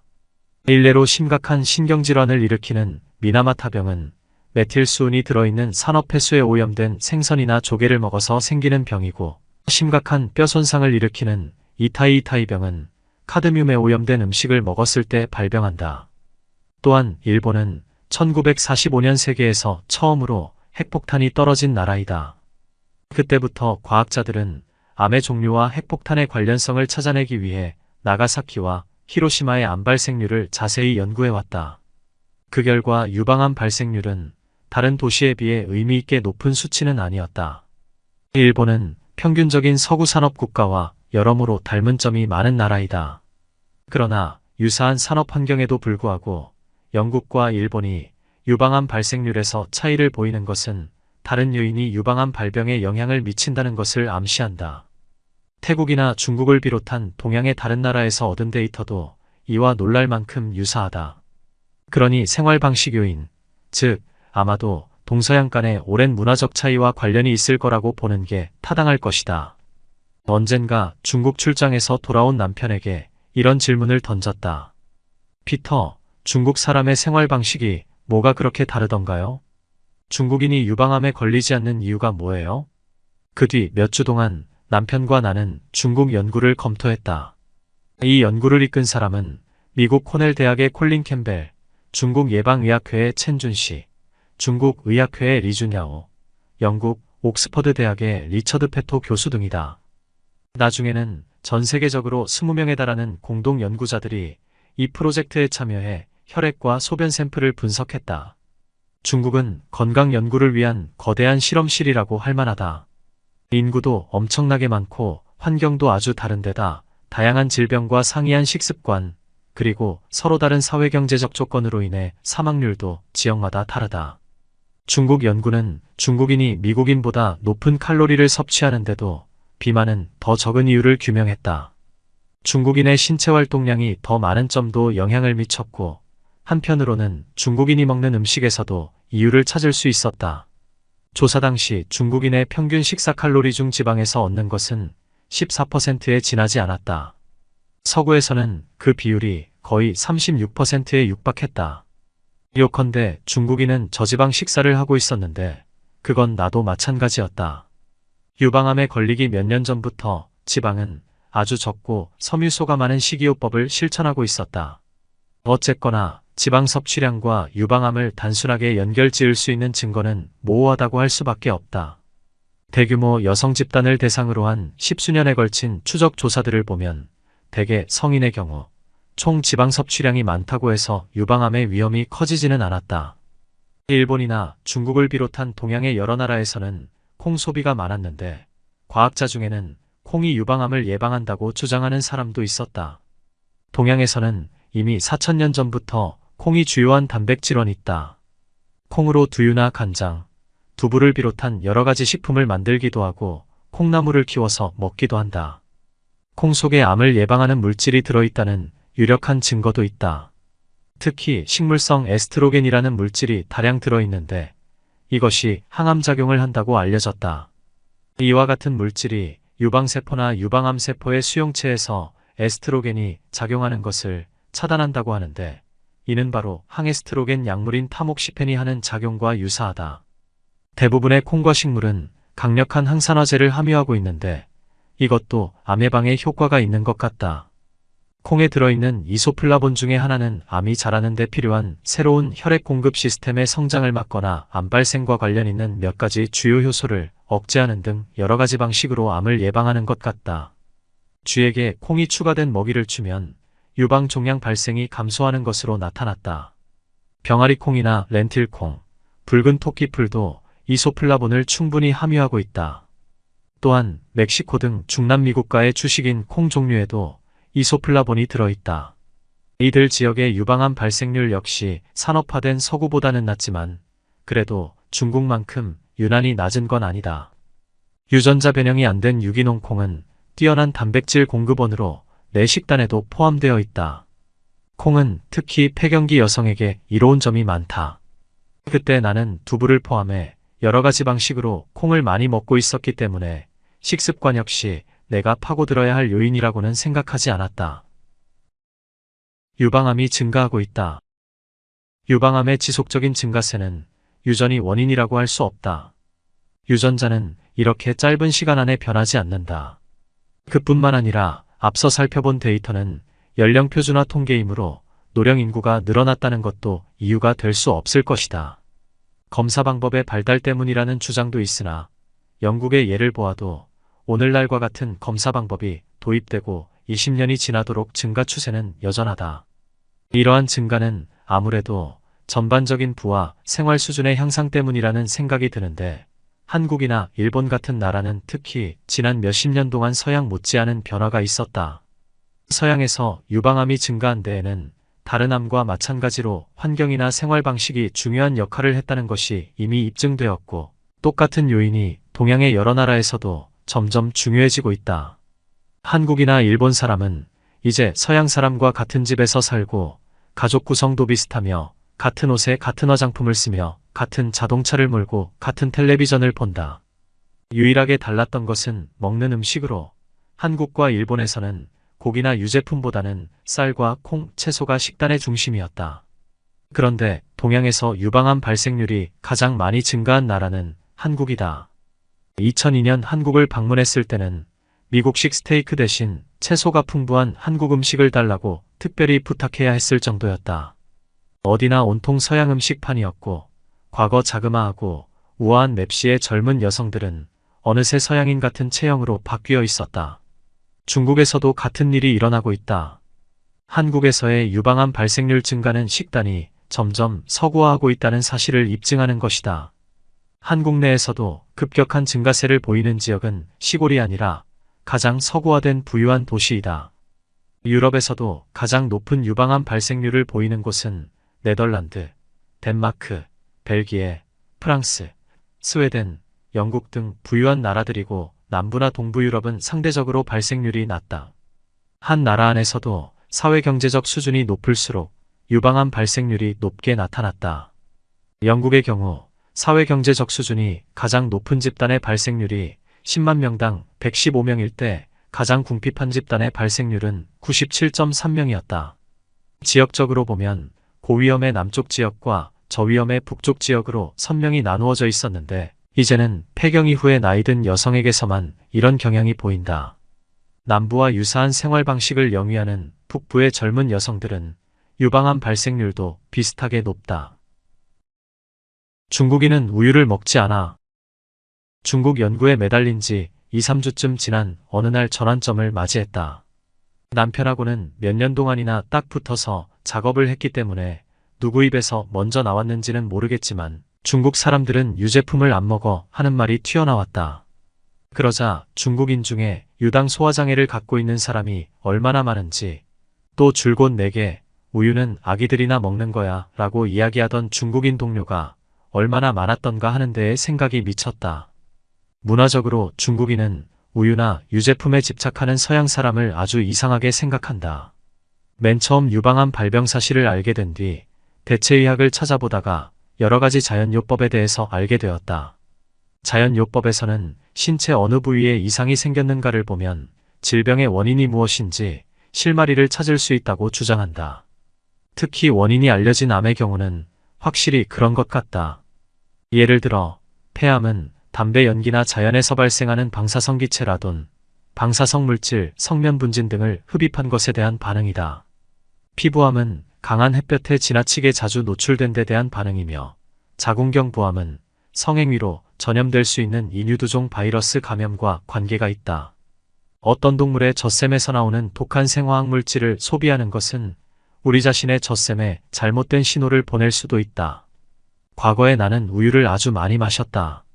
처음 유방암 진단을 받기 전까지만 해도 탈지우와 저지방 치즈, 요구르트 같은 유제품을 많이 먹었는데 내게는 이것들이 주요한 단백질원이었다. 또한 값이 싼 다진 쇠고기도 즐겨 먹었다. 아이들과 외식을 할 때면 그런 고기를 넣은 햄버거를 먹기도 했고 스파게티나 저렴한 고기 요리를 할 때도 사용했다. 목 부위 림프절에 생긴 마지막암에서 회복되던 무렵 나는 거슨 식이요법과 브리스톨 식이요법에 따라 요구르트와 유기농 탈지우유 끓인 것을 먹고 있었다. 브리스톨 식이요법에서는 요리할 때 인도식 기버터 정제 버터를 쓰라고 하는데 요구르트만 가지고 샐러드 드레싱을 만드는 방법도 나와 있다. 브리스톨 식이요법 책에 자세히 소개된 유방암 치료 사례를 보면 요구르트를 광범위하게 이용한다는 걸 알 수 있다. 나는 생이나 유기농 라벨이 붙은 제품만 꼼꼼하게 골랐고 가끔은 유기농 우유를 가지고 직접 요구르트를 만들기도 했다. 항암 주사를 이겨내기 위해 유기농 요구르트를 먹고 있었는데 소화기관을 좋은 박테리아로 채워 튼튼히 하려는 생각이었다. 하지만 남편과 나는 중국인의 식습관에서 얻은 깨달음에 따라 즉시 모든 유제품을 끊기로 작정했다. 치즈, 버터, 우유, 요구르트는 물론 유제품이 첨가된 것은 뭐든지 싱크대나 쓰레기통으로 들어갔다. 수프나 비스킷, 케이크를 비롯해 얼마나 많은 식품에 각종 유제품이 들어있는지 안다면 아마 깜짝 놀랄 것이다.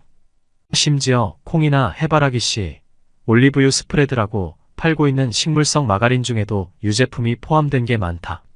그래서 나는 식품 라벨의 작은 글자까지도 꼼꼼히 읽게 되었다. 또 의약품 중에도 유당을 기반으로 한 게 많다. 유제품이 난소암 위험을 키운다. 최근에야 알게 된 사실이지만 이미 1989년에 요구르트가 난소암과 관련이 있다는 주장이 있었다. 하버드 대학의 데니얼 크레이머 박사는 수백 명의 난소암 환자에게 평소에 먹는 것을 자세히 기록하게 했다. 그리고 연령 등 인구 통계적 속성이 유사한 난소암에 걸리지 않은 집단과 비교했다. 그랬더니 난소암 집단이 대조군보다 유난히 자주 먹는 음식이 한 가지 있었는데 바로 유제품, 특히 요구르트처럼 건강한 식품으로 간주되는 것들이었다. 크레이머 박사는 정상적인 유당 락토스분해 산물이 범인이라고 생각했다. 락토스는 체내에서 또 다른 당류인 갈락토스로 분해된다. 갈락토스는 다시 갈락토스 분해 효소에 의해 더 잘게 나누어진다. 크레이머 박사를 따르면 유제품 섭취량이 갈락토스 분해 효소의 수용 능력을 초과하면 혈액 속에 갈락토스가 쌓이게 되고 이 때문에 난소에 해를 주게 된다는 것이다. 갈락토스 분해 효소가 특히 적은 여성이 매일 유제품을 섭취하면 그렇지 않은 여성보다 난소암의 위험이 3배로 높아질 수 있다. 크레이머 박사가 관찰한 바로는 유지방이 아니라 유당이 문제였다. 그러니 저지방 유제품이 해결이 될 수 없다. 실제로 요구르트와 코티지 치즈는 만드는 과정에서 박테리아가 갈락토스를 더욱 증가시키므로 특히 문제가 될 수 있다. 이러한 메커니즘이 유방암을 일으키는지는 확신할 수 없지만 나의 상황이나 내가 관찰한 바, 또 내 가설과 분명 관련이 있다는 생각이 들었다. 당시 나는 크레이머 박사의 연구 결과가 널리 알려지기를 얼마나 바랐는지 모른다. 유제품을 끊었다. 종양이 사라졌다. 내가 캘리퍼를 가지고 제일 나중에 생긴 크기도 가장 큰 목 부위의 종양을 측정해서 그 변화를 꾸준히 기록하고 있던 무렵이었다. 담당 의사나 간호사들은 용기를 북돋우는 긍정적인 말을 해주었지만 나의 관찰 기록은 가혹한 진실을 알려주고 있었다. 첫 번째 항암 주사를 맞았지만 아무런 효과가 없었다. 종양 크기는 그대로였다. 그 즈음에 유제품을 끊었다. 그러자 며칠 만에 종양이 줄어들기 시작했다. 두 번째 항암 주사를 맞고 2주쯤 지났을 때, 즉 유제품을 끊고 일주일이 지나자 목에 생긴 종양이 가렵기 시작하더니 부드러워지고 크기도 줄어들었다. 종양이 점점 줄어들매 따라 그간 아무 변화도 없던 그래프가 내림세를 보였다. 특히 중요한 사실은 종양의 크기를 나타내는 그래프가 완만한 곡선이 아니라 아래쪽으로 일직선을 그리고 있었다는 점이다. 이는 유방암의 억제나 완화가 아닌 치료를 의미했다. 유제품을 완전히 끊고 6주쯤 지난 어느 토요일 오후였다. 1시간 정도 되는 명상을 마치고 종양이 어떻게 됐는지 보려고 했다. 그런데 찾을 수가 없었다. 나는 아래층으로 내려가 남편에게 내 목을 만져보라고 했다. 남편도 아무런 종양의 흔적을 찾아내지 못했다. 그 다음 주 목요일이 차링크로스 병원 진료일이었다. 내 담당 전문의는 종양이 있었던 목 부위를 아주 철저히 검사했다. 의사는 처음엔 좀 의아해했지만 이내 아주 기뻐하며 종양이 없어졌어요 하고 말했다. 의사도 나만큼이나 좋아했다. 이 책을 쓰는 도중에 해마다 받는 정기검진을 위해 그 의사를 만났는데 그는 유방암 치료를 위한 항암요법은 지난 20년 동안 거의 달라진 게 없다고 했다. 당시 의사들은 유방암의 종류나 경과로 볼 때 나 같은 환자는 생기발랄하기는커녕 생존하기도 힘들거라 예측했던 것 같다. 담당 의사에게 유제품에 대한 내 생각을 처음 이야기했을 때 그는 당연히 아주 미심쩍어했다. 하지만 지금은 자기 강의에 중국 암사망 분포도를 인용하기도 하고 암 환자들에게 유제품 없는 식단을 권유한다. 이제 나는 유제품과 유방암의 관계가 흡연과 폐암의 관계와 비슷하다고 생각한다. 사실 이미 수십 년 전에 역학 연구를 통해 유제품 소비와 유방암 간의 상관관계가 있다는 결과가 발표되었다. 일례로 1970년의 한 연구에서는 유제품 소비가 적고 다른 지방 섭취가 많은 지역의 유방암 사망률이 낮게 나타났다. 또 다른 연구에서는 우유나 치즈 섭취 집단에서 유방암 위험도가 섭취량에 비례해 증가한다는 사실이 밝혀졌다. 일찍이 1977년 일본에서의 유방암 발생 연구를 보면 도시 지역에서 유제품 소비와 유방암 발생이 이전보다 모두 증가했는데 해당 지역의 다른 지방질 음식 섭취량은 평균 또는 그 이하였다. 나는 유방암과 유제품의 관련성을 분명히 밝힌 다음 호르몬 체계나 유방 건강을 유지할 수 있는 식단을 고안해낸다면 유방암을 고칠 수 있다고 믿는다. 우유 같은 자연식품이 건강을 위협할 수도 있다는 것을 인정하는 게 처음에는 나로서도 어려운 일이었고 다른 사람도 그러리라 생각한다. 정리. 유방암의 원인. 지금까지 유방암 그리고 전립선암의 원인에 대해 저명한 과학학술지에 발표된 논문과 세계적인 전문가 집단의 연구로 밝혀낸 수많은 과학적인 증거를 살펴보았다. 이 모든 정보의 의미를 요약하면 다음과 같다. 1950년대 흡연과 폐암과의 관련성을 밝힌 리처드 돌 교수의 획기적인 연구 이래 여러 가지 암의 원인과 결과를 논리적으로 설명하려는 연구가 진행되었다.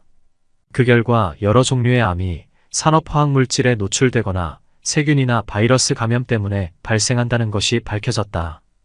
또한 같은 조건이라 해도 어떤 사람들은 유전적 소인 때문에 더 쉽게 영향을 받는다.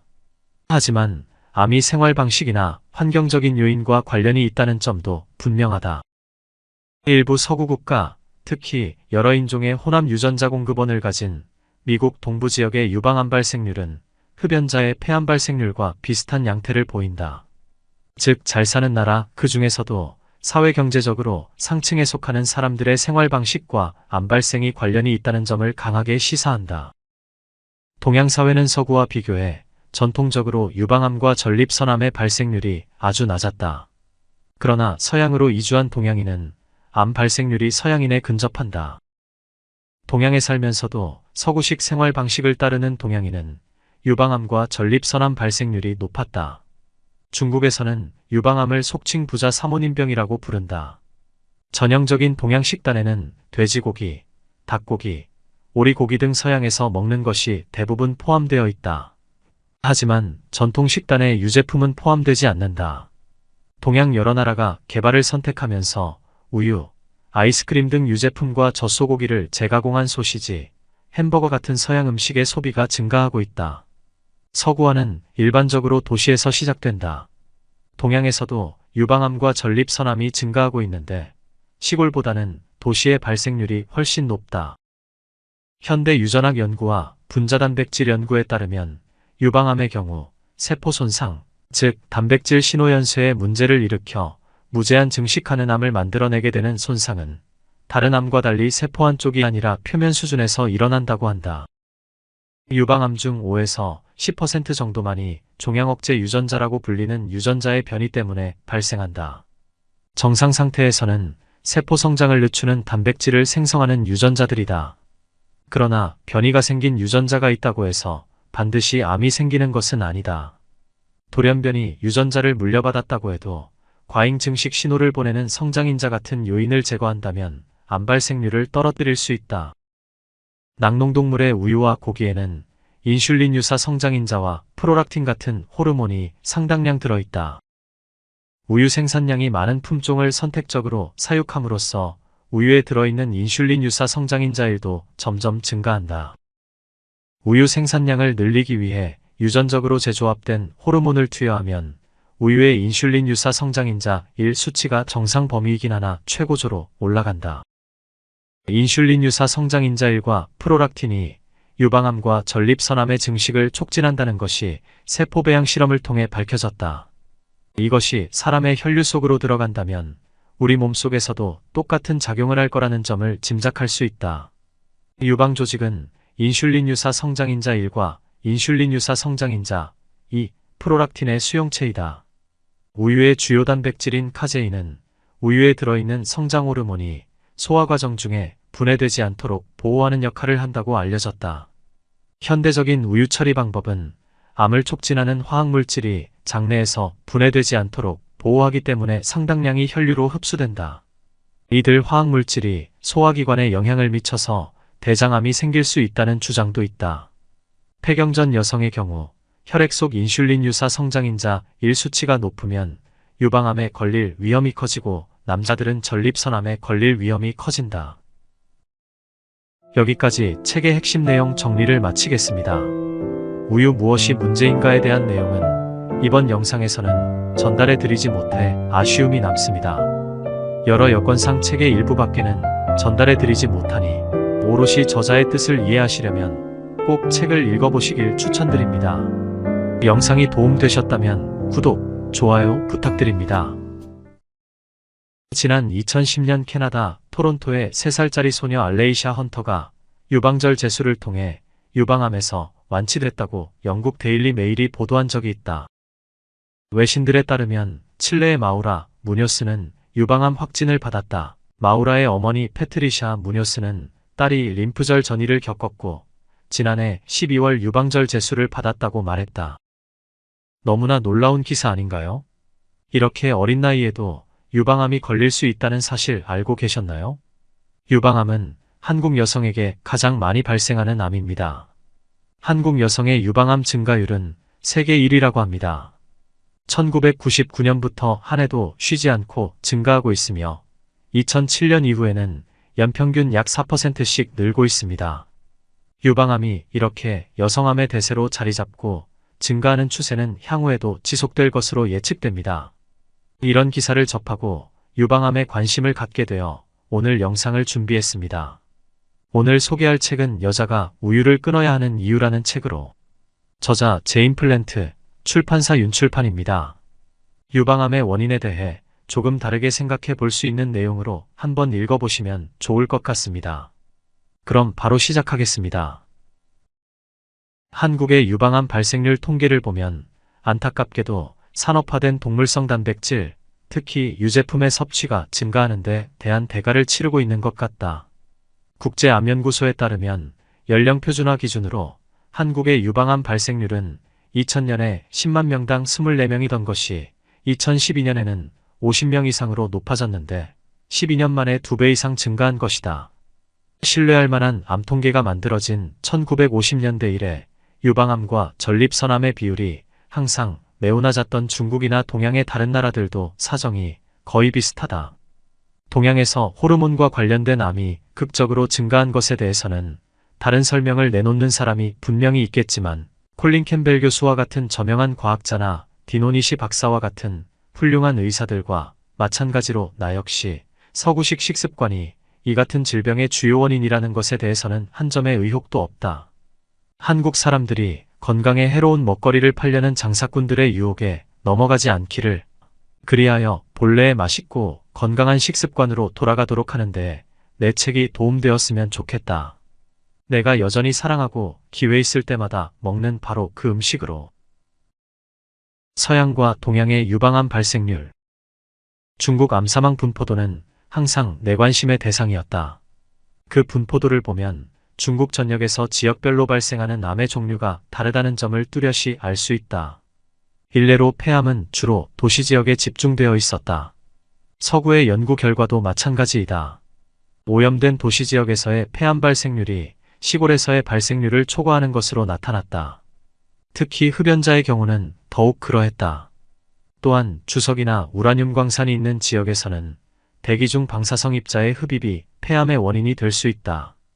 중국의 위암 사망률은 전체적으로 높게 나타났지만 분포도를 보면 선선하고 습한 북부 산악지대에서 많이 발생했고 남부 열대기후에서의 발생률은 매우 낮았다. 북부에서는 겨울을 나기 위해 식품을 저장하는데 비위생적인 취급으로 음식물 속에서 미생물이 자라고 그게 원인이 되어 위암이 발생한다는 추측에 들어맞는 결과이다. 반면에 코나 입 속에 생기는 암은 중국 남부의 홍콩과 하이난섬 후방 지역에 집중되어 있다. 이 분포도는 암이 단일한 종류의 질병이 아니라 여러 가지 원인과 분포를 나타내는 다양한 질병이라는 점을 보여준다. 맨 처음 중국 암 분포도를 보았을 때 충격적이었던 것은 중국 전역의 유방암 사망률이 한결같이 아주 낮다는 점이었다. 중국의 암 사망률은 여성 인구 10만 명당 1명이었는데 이는 유방암 발생률이 10명당 1명에 도달하는 서구와 비교하면 지극히 낮은 수치였다. 물론 서로 다른 나라의 데이터를 이처럼 단순하게 비교할 수는 없을 것이다. 옥스퍼드 대학의 리처드 돌 교수가 제안한 방법대로 각각의 수치를 먼저 표준 연령 분포에 맞게 변환시켜야 한다. 그러지 않으면 잘못된 가정을 하게 되는 것이다. 유방암이나 전립선암처럼 주로 중년이나 노년에 발생하는 암을 예로 들어보자. 인구 집단 A와 B가 있는데 A 집단의 B 집단보다 젊은 사람들이 훨씬 많다면 A 집단의 암 사망률이 B 집단보다 낮게 나올 것이다. 이것이 암 사망률만을 단순 비교할 수 없는 이유이다. 통계 전문가들은 이 같은 연령 차이를 데이터에 반영할 수 있는 간단한 방법을 개발했는데 이를 연령 표준화 방법이라고 한다. 그런데 연령 표준화 방법을 쓰더라도 세계보건기구 WHO의 국제암연구소가 수집한 유방암과 전립선암 발생률은 중국이나 한국, 일본이 서양보다 확실히 낮다. 연령 표준화 데이터로 보면 중국 시골 지역 치동의 유방암 발생률은 여성 인구 10만 명당 겨우 10명에서 15명에 지나지 않는다. 하지만 중국의 도시지역 상하이 발생률은 시골의 2.5배에 달했는데 처음 분포도를 보았을 때는 아마도 심각한 환경오염 때문에 그런 게 아닐까 생각했다. 실제로 중국 환경오염의 심각성은 서구를 빠르게 앞지르고 있었으니까. 고도로 도시화된 홍콩 같은 곳에서는 그 비율이 10만 명당 36명에서 45명으로 시골의 3배에 달했다. 일본의 히로시마와 나가사키 같은 도시는 최근 발생률이 홍콩보다 약간 높았다. 그러나 한 가지 기억할 것은 일본의 이 두 도시는 원자폭탄이 떨어졌던 곳이라는 점이다. 즉 일반적인 환경오염으로 인한 암 말고도 방사선 때문에 암이 생겼을 수도 있다. 이 같은 통계를 근거로 하면 놀랍게도 다음과 같은 추론도 가능하다. 만약 서양 여성이 방사선 피폭을 당한 산업화된 도시 히로시마에서 일본인의 생활 방식대로 살아간다면 유방암 위험도를 30에서 50%가량 낮출 수 있다는 것이다. 환경오염이나 도시화와는 상관없는 여러 가지 생활 방식이 서구 여성의 유방암 발생률을 엄청나게 높인다는 것은 분명하다. 이는 부정하기 어려운 결론이다. 인종이 아니라 생활 방식이 문제. 한 가지 확실히 해두고 싶은 것은 우리가 살펴보고 있는 통계가 폐쇄된 실험실 연구에서 나온 이론적인 결과물이 아니라는 점이다. 이 수치는 현실 세계의 실제 사람 수이다. 이 지식은 엄청난 비용을 들인 연구를 통해 얻은 것이다. 작고 깔끔한 표는 그 이면에 수십억 명의 삶과 생명을 담고 있다. 이 표를 자세히 조사하고 여기서 알아낼 수 있는 것을 최대한 밝혀내는 것이야말로 과학자들의 최소한의 임무일 것이다. 첫 번째로 알아낸 것은 동양과 서양 간의 유방암과 전립선암 발생률이 크게 차이나는 게 무엇 때문인지는 정확히 모르지만 일단 유전은 아니라는 것이다. 이민자 연구를 보면 동양인도 서양으로 이주한 뒤 한두 세대만 지나면 유방암과 전립선암의 발생률과 사망률이 그 이민국과 비슷해진다. 반대로 홍콩이나 말레이시아, 싱가포르의 부유한 사람들처럼 서구의 생활 방식을 따르는 경우는 동양인이라 하더라도 유방암과 전립선암 발생률에서 서구와 별 차이가 없다. 중국에서는 유방암을 흔히 부자 사모님병이라고 부른다. 부유한 사람만이 이른바 홍콩 스타일 음식을 누릴 수 있기 때문이다. 중국에서 홍콩 음식이란 아이스크림이나 초콜릿바를 비롯해 스파게티나 그리스식 페타치즈에 이르기까지 모든 서양 음식을 망라한다. 이 음식들이 과거 영국 식민지였던 홍콩에서는 구하기 쉬웠던 반면 중국 본토에서는 희귀했기 때문이다. 이 같은 관찰 결과 유방암은 유전적 결정인자보다 환경 요인이 더 중요하다는 주장이 나오는 것이다. 그렇다면 유방암을 예방하는 것도 가능하다는 이야기이다. 일본 역시 유방암과 전립선암 발생률이 영국이나 미국에 비해 낮다는 점은 특별한 의미가 있다. 일본의 많은 지역은 서구와 마찬가지로 산업화되어 있다. 실제로 일본에서는 이미 1950년대에 중금속 오염으로 인한 질병이 생겨났다. 일례로 심각한 신경질환을 일으키는 미나마타병은 메틸수은이 들어있는 산업폐수에 오염된 생선이나 조개를 먹어서 생기는 병이고, 심각한 뼈 손상을 일으키는 이타이이타이병은 카드뮴에 오염된 음식을 먹었을 때 발병한다. 또한 일본은 1945년 세계에서 처음으로 핵폭탄이 떨어진 나라이다. 그때부터 과학자들은 암의 종류와 핵폭탄의 관련성을 찾아내기 위해 나가사키와 히로시마의 암 발생률을 자세히 연구해왔다. 그 결과 유방암 발생률은 다른 도시에 비해 의미 있게 높은 수치는 아니었다. 일본은 평균적인 서구 산업 국가와 여러모로 닮은 점이 많은 나라이다. 그러나 유사한 산업 환경에도 불구하고 영국과 일본이 유방암 발생률에서 차이를 보이는 것은 다른 요인이 유방암 발병에 영향을 미친다는 것을 암시한다. 태국이나 중국을 비롯한 동양의 다른 나라에서 얻은 데이터도 이와 놀랄 만큼 유사하다. 그러니 생활 방식 요인, 즉 아마도 동서양 간의 오랜 문화적 차이와 관련이 있을 거라고 보는 게 타당할 것이다. 언젠가 중국 출장에서 돌아온 남편에게 이런 질문을 던졌다. 피터, 중국 사람의 생활 방식이 뭐가 그렇게 다르던가요? 중국인이 유방암에 걸리지 않는 이유가 뭐예요? 그 뒤 몇 주 동안 남편과 나는 중국 연구를 검토했다. 이 연구를 이끈 사람은 미국 코넬 대학의 콜린 캠벨, 중국 예방의학회의 첸준 씨, 중국 의학회의 리준야오, 영국 옥스퍼드 대학의 리처드 페토 교수 등이다. 나중에는 전 세계적으로 20명에 달하는 공동 연구자들이 이 프로젝트에 참여해 혈액과 소변 샘플을 분석했다. 중국은 건강 연구를 위한 거대한 실험실이라고 할 만하다. 인구도 엄청나게 많고 환경도 아주 다른데다 다양한 질병과 상이한 식습관, 그리고 서로 다른 사회경제적 조건으로 인해 사망률도 지역마다 다르다. 중국 연구는 중국인이 미국인보다 높은 칼로리를 섭취하는데도 비만은 더 적은 이유를 규명했다.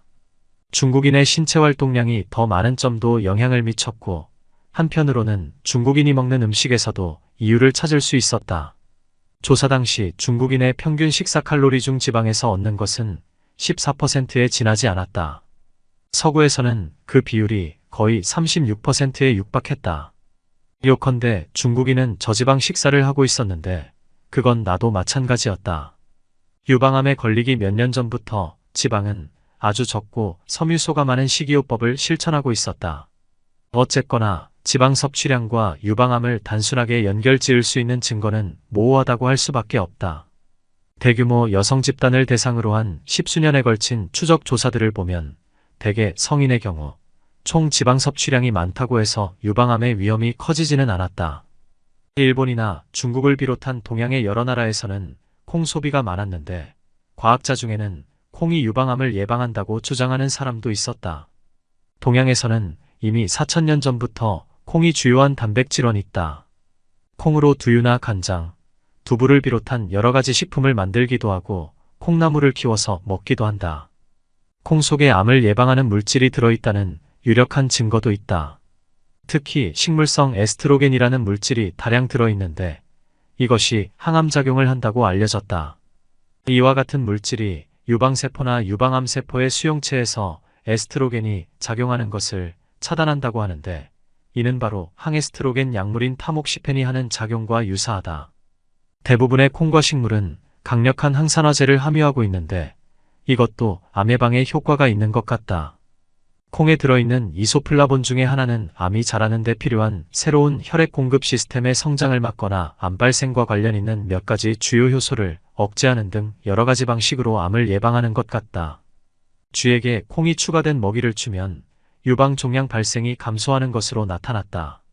병아리 콩이나 렌틸콩, 붉은 토끼풀도 이소플라본을 충분히 함유하고 있다. 또한 멕시코 등 중남미 국가의 주식인 콩 종류에도 이소플라본이 들어있다.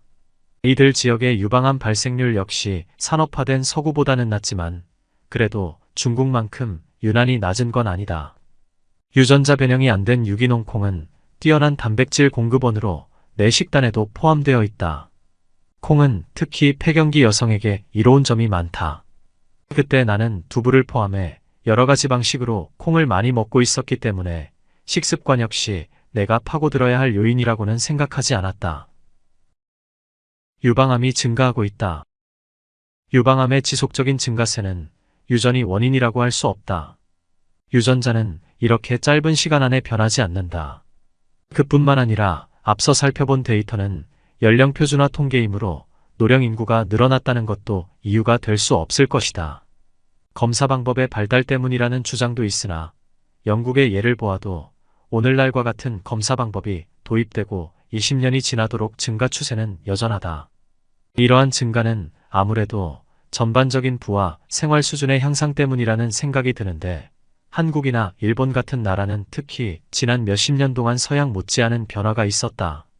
서양에서 유방암이 증가한 데에는 다른 암과 마찬가지로 환경이나 생활 방식이 중요한 역할을 했다는 것이 이미 입증되었고 똑같은 요인이 동양의 여러 나라에서도 점점 중요해지고 있다. 한국이나 일본 사람은 이제 서양 사람과 같은 집에서 살고 가족 구성도 비슷하며 같은 옷에 같은 화장품을 쓰며 같은 자동차를 몰고 같은 텔레비전을 본다. 유일하게 달랐던 것은 먹는 음식으로 한국과 일본에서는 고기나 유제품보다는 쌀과 콩, 채소가 식단의 중심이었다. 그런데 동양에서 유방암 발생률이 가장 많이 증가한 나라는 한국이다. 2002년 한국을 방문했을 때는 미국식 스테이크 대신 채소가 풍부한 한국 음식을 달라고 특별히 부탁해야 했을 정도였다. 어디나 온통 서양 음식판이었고 과거 자그마하고 우아한 맵시의 젊은 여성들은 어느새 서양인 같은 체형으로 바뀌어 있었다. 중국에서도 같은 일이 일어나고 있다. 한국에서의 유방암 발생률 증가는 식단이 점점 서구화하고 있다는 사실을 입증하는 것이다. 한국 내에서도 급격한 증가세를 보이는 지역은 시골이 아니라 가장 서구화된 부유한 도시이다. 유럽에서도 가장 높은 유방암 발생률을 보이는 곳은 네덜란드, 덴마크, 벨기에, 프랑스, 스웨덴, 영국 등 부유한 나라들이고 남부나 동부 유럽은 상대적으로 발생률이 낮다. 한 나라 안에서도 사회경제적 수준이 높을수록 유방암 발생률이 높게 나타났다. 영국의 경우 사회경제적 수준이 가장 높은 집단의 발생률이 10만 명당 115명일 때 가장 궁핍한 집단의 발생률은 97.3명이었다. 지역적으로 보면 고위험의 남쪽 지역과 저위험의 북쪽 지역으로 선명히 나누어져 있었는데 이제는 폐경 이후의 나이든 여성에게서만 이런 경향이 보인다. 남부와 유사한 생활 방식을 영위하는 북부의 젊은 여성들은 유방암 발생률도 비슷하게 높다. 중국인은 우유를 먹지 않아. 중국 연구에 매달린 지 2, 3주쯤 지난 어느 날 전환점을 맞이했다. 남편하고는 몇 년 동안이나 딱 붙어서 작업을 했기 때문에 누구 입에서 먼저 나왔는지는 모르겠지만 중국 사람들은 유제품을 안 먹어 하는 말이 튀어나왔다.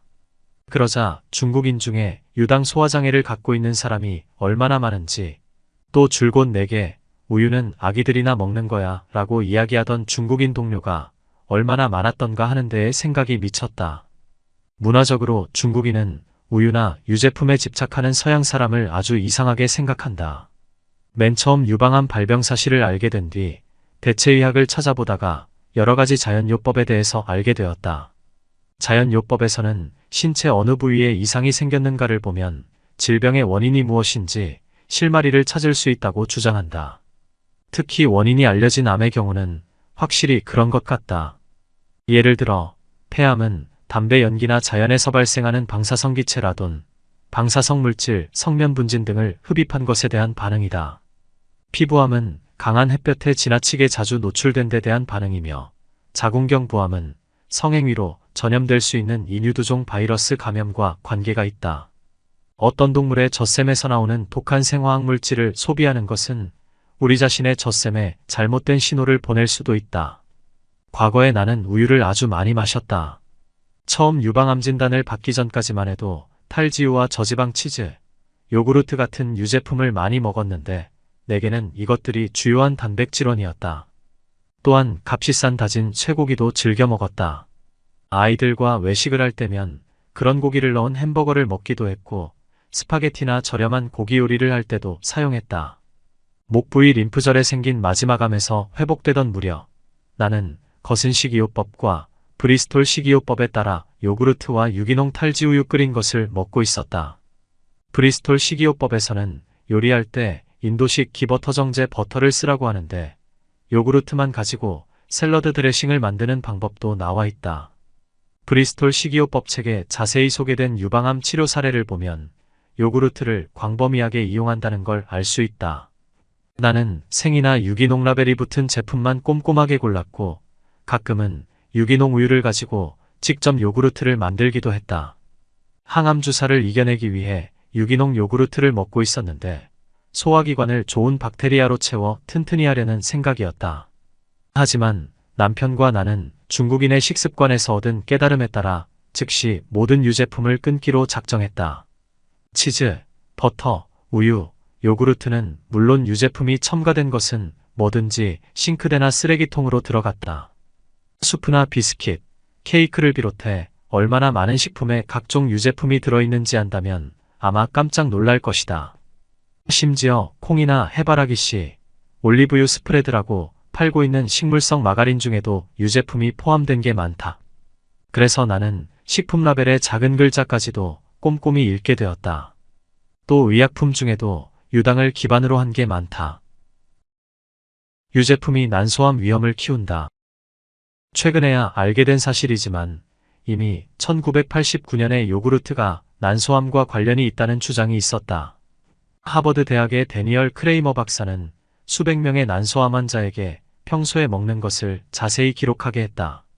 그리고 연령 등 인구 통계적 속성이 유사한 난소암에 걸리지 않은 집단과 비교했다.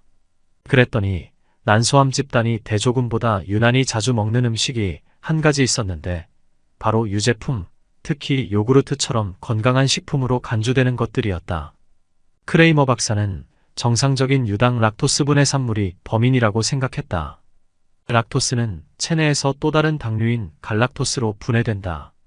갈락토스는 다시 갈락토스 분해 효소에 의해 더 잘게 나누어진다. 크레이머 박사를 따르면 유제품 섭취량이 갈락토스 분해 효소의 수용 능력을 초과하면 혈액 속에 갈락토스가 쌓이게 되고 이 때문에 난소에 해를 주게 된다는 것이다. 갈락토스 분해 효소가 특히 적은 여성이 매일 유제품을 섭취하면 그렇지 않은 여성보다 난소암의 위험이 3배로 높아질 수 있다. 크레이머 박사가 관찰한 바로는 유지방이 아니라 유당이 문제였다. 그러니 저지방 유제품이 해결이 될 수 없다. 실제로 요구르트와 코티지 치즈는 만드는 과정에서 박테리아가 갈락토스를 더욱 증가시키므로 특히 문제가 될 수 있다. 이러한 메커니즘이 유방암을 일으키는지는 확신할 수 없지만 나의 상황이나 내가 관찰한 바, 또 내 가설과 분명 관련이 있다는 생각이 들었다. 당시 나는 크레이머 박사의 연구 결과가 널리 알려지기를 얼마나 바랐는지 모른다. 유제품을 끊었다. 종양이 사라졌다. 내가 캘리퍼를 가지고 제일 나중에 생긴 크기도 가장 큰 목 부위의 종양을 측정해서 그 변화를 꾸준히 기록하고 있던 무렵이었다. 담당 의사나 간호사들은 용기를 북돋우는 긍정적인 말을 해주었지만 나의 관찰 기록은 가혹한 진실을 알려주고 있었다. 첫 번째 항암 주사를 맞았지만 아무런 효과가 없었다. 종양 크기는 그대로였다. 그 즈음에 유제품을 끊었다. 그러자 며칠 만에 종양이 줄어들기 시작했다. 두 번째 항암 주사를 맞고 2주쯤 지났을 때, 즉 유제품을 끊고 일주일이 지나자 목에 생긴 종양이 가렵기 시작하더니 부드러워지고 크기도 줄어들었다. 종양이 점점 줄어들에 따라 그간 아무 변화도 없던 그래프가 내림세를 보였다. 특히 중요한 사실은 종양의 크기를 나타내는 그래프가 완만한 곡선이 아니라 아래쪽으로 일직선을 그리고 있었다는 점이다. 이는 유방암의 억제나 완화가 아닌 치료를 의미했다. 유제품을 완전히 끊고 6주쯤 지난 어느 토요일 오후였다. 1시간 정도 되는 명상을 마치고 종양이 어떻게 됐는지 보려고 했다. 그런데 찾을 수가 없었다.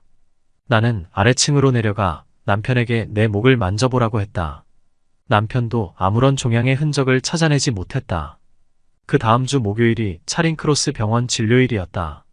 내 담당 전문의는 종양이 있었던 목 부위를 아주 철저히 검사했다. 의사는 처음엔 좀 의아해했지만 이내 아주 기뻐하며 종양이 없어졌어요 하고 말했다. 의사도 나만큼이나 좋아했다.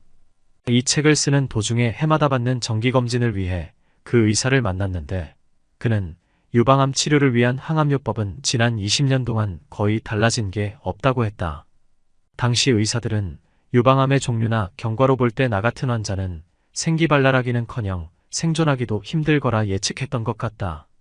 담당 의사에게 유제품에 대한 내 생각을 처음 이야기했을 때 그는 당연히 아주 미심쩍어했다.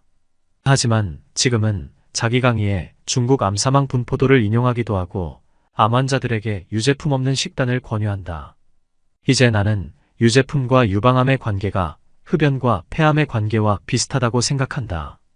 사실 이미 수십 년 전에 역학 연구를 통해 유제품 소비와 유방암 간의 상관관계가 있다는 결과가 발표되었다. 일례로 1970년의 한 연구에서는 유제품 소비가 적고 다른 지방 섭취가 많은 지역의 유방암 사망률이 낮게 나타났다. 또 다른 연구에서는 우유나 치즈 섭취 집단에서 유방암 위험도가 섭취량에 비례해 증가한다는 사실이 밝혀졌다. 일찍이 1977년 일본에서의 유방암 발생 연구를 보면 도시 지역에서 유제품 소비와 유방암 발생이 이전보다 모두 증가했는데 해당 지역의 다른 지방질 음식 섭취량은 평균 또는 그 이하였다. 나는 유방암과 유제품의 관련성을 분명히 밝힌 다음 호르몬 체계나 유방 건강을 유지할 수 있는 식단을 고안해낸다면 유방암을 고칠 수 있다고 믿는다. 우유 같은 자연식품이 건강을 위협할 수도 있다는 것을 인정하는 게 처음에는 나로서도 어려운 일이었고 다른 사람도 그러리라 생각한다. 정리. 유방암의 원인. 지금까지 유방암 그리고 전립선암의 원인에 대해 저명한 과학학술지에 발표된 논문과 세계적인 전문가 집단의 연구로 밝혀낸 수많은 과학적인 증거를 살펴보았다. 이 모든 정보의 의미를 요약하면 다음과 같다. 1950년대 흡연과 폐암과의 관련성을 밝힌 리처드 돌 교수의 획기적인 연구 이래 여러 가지 암의 원인과 결과를 논리적으로 설명하려는 연구가 진행되었다.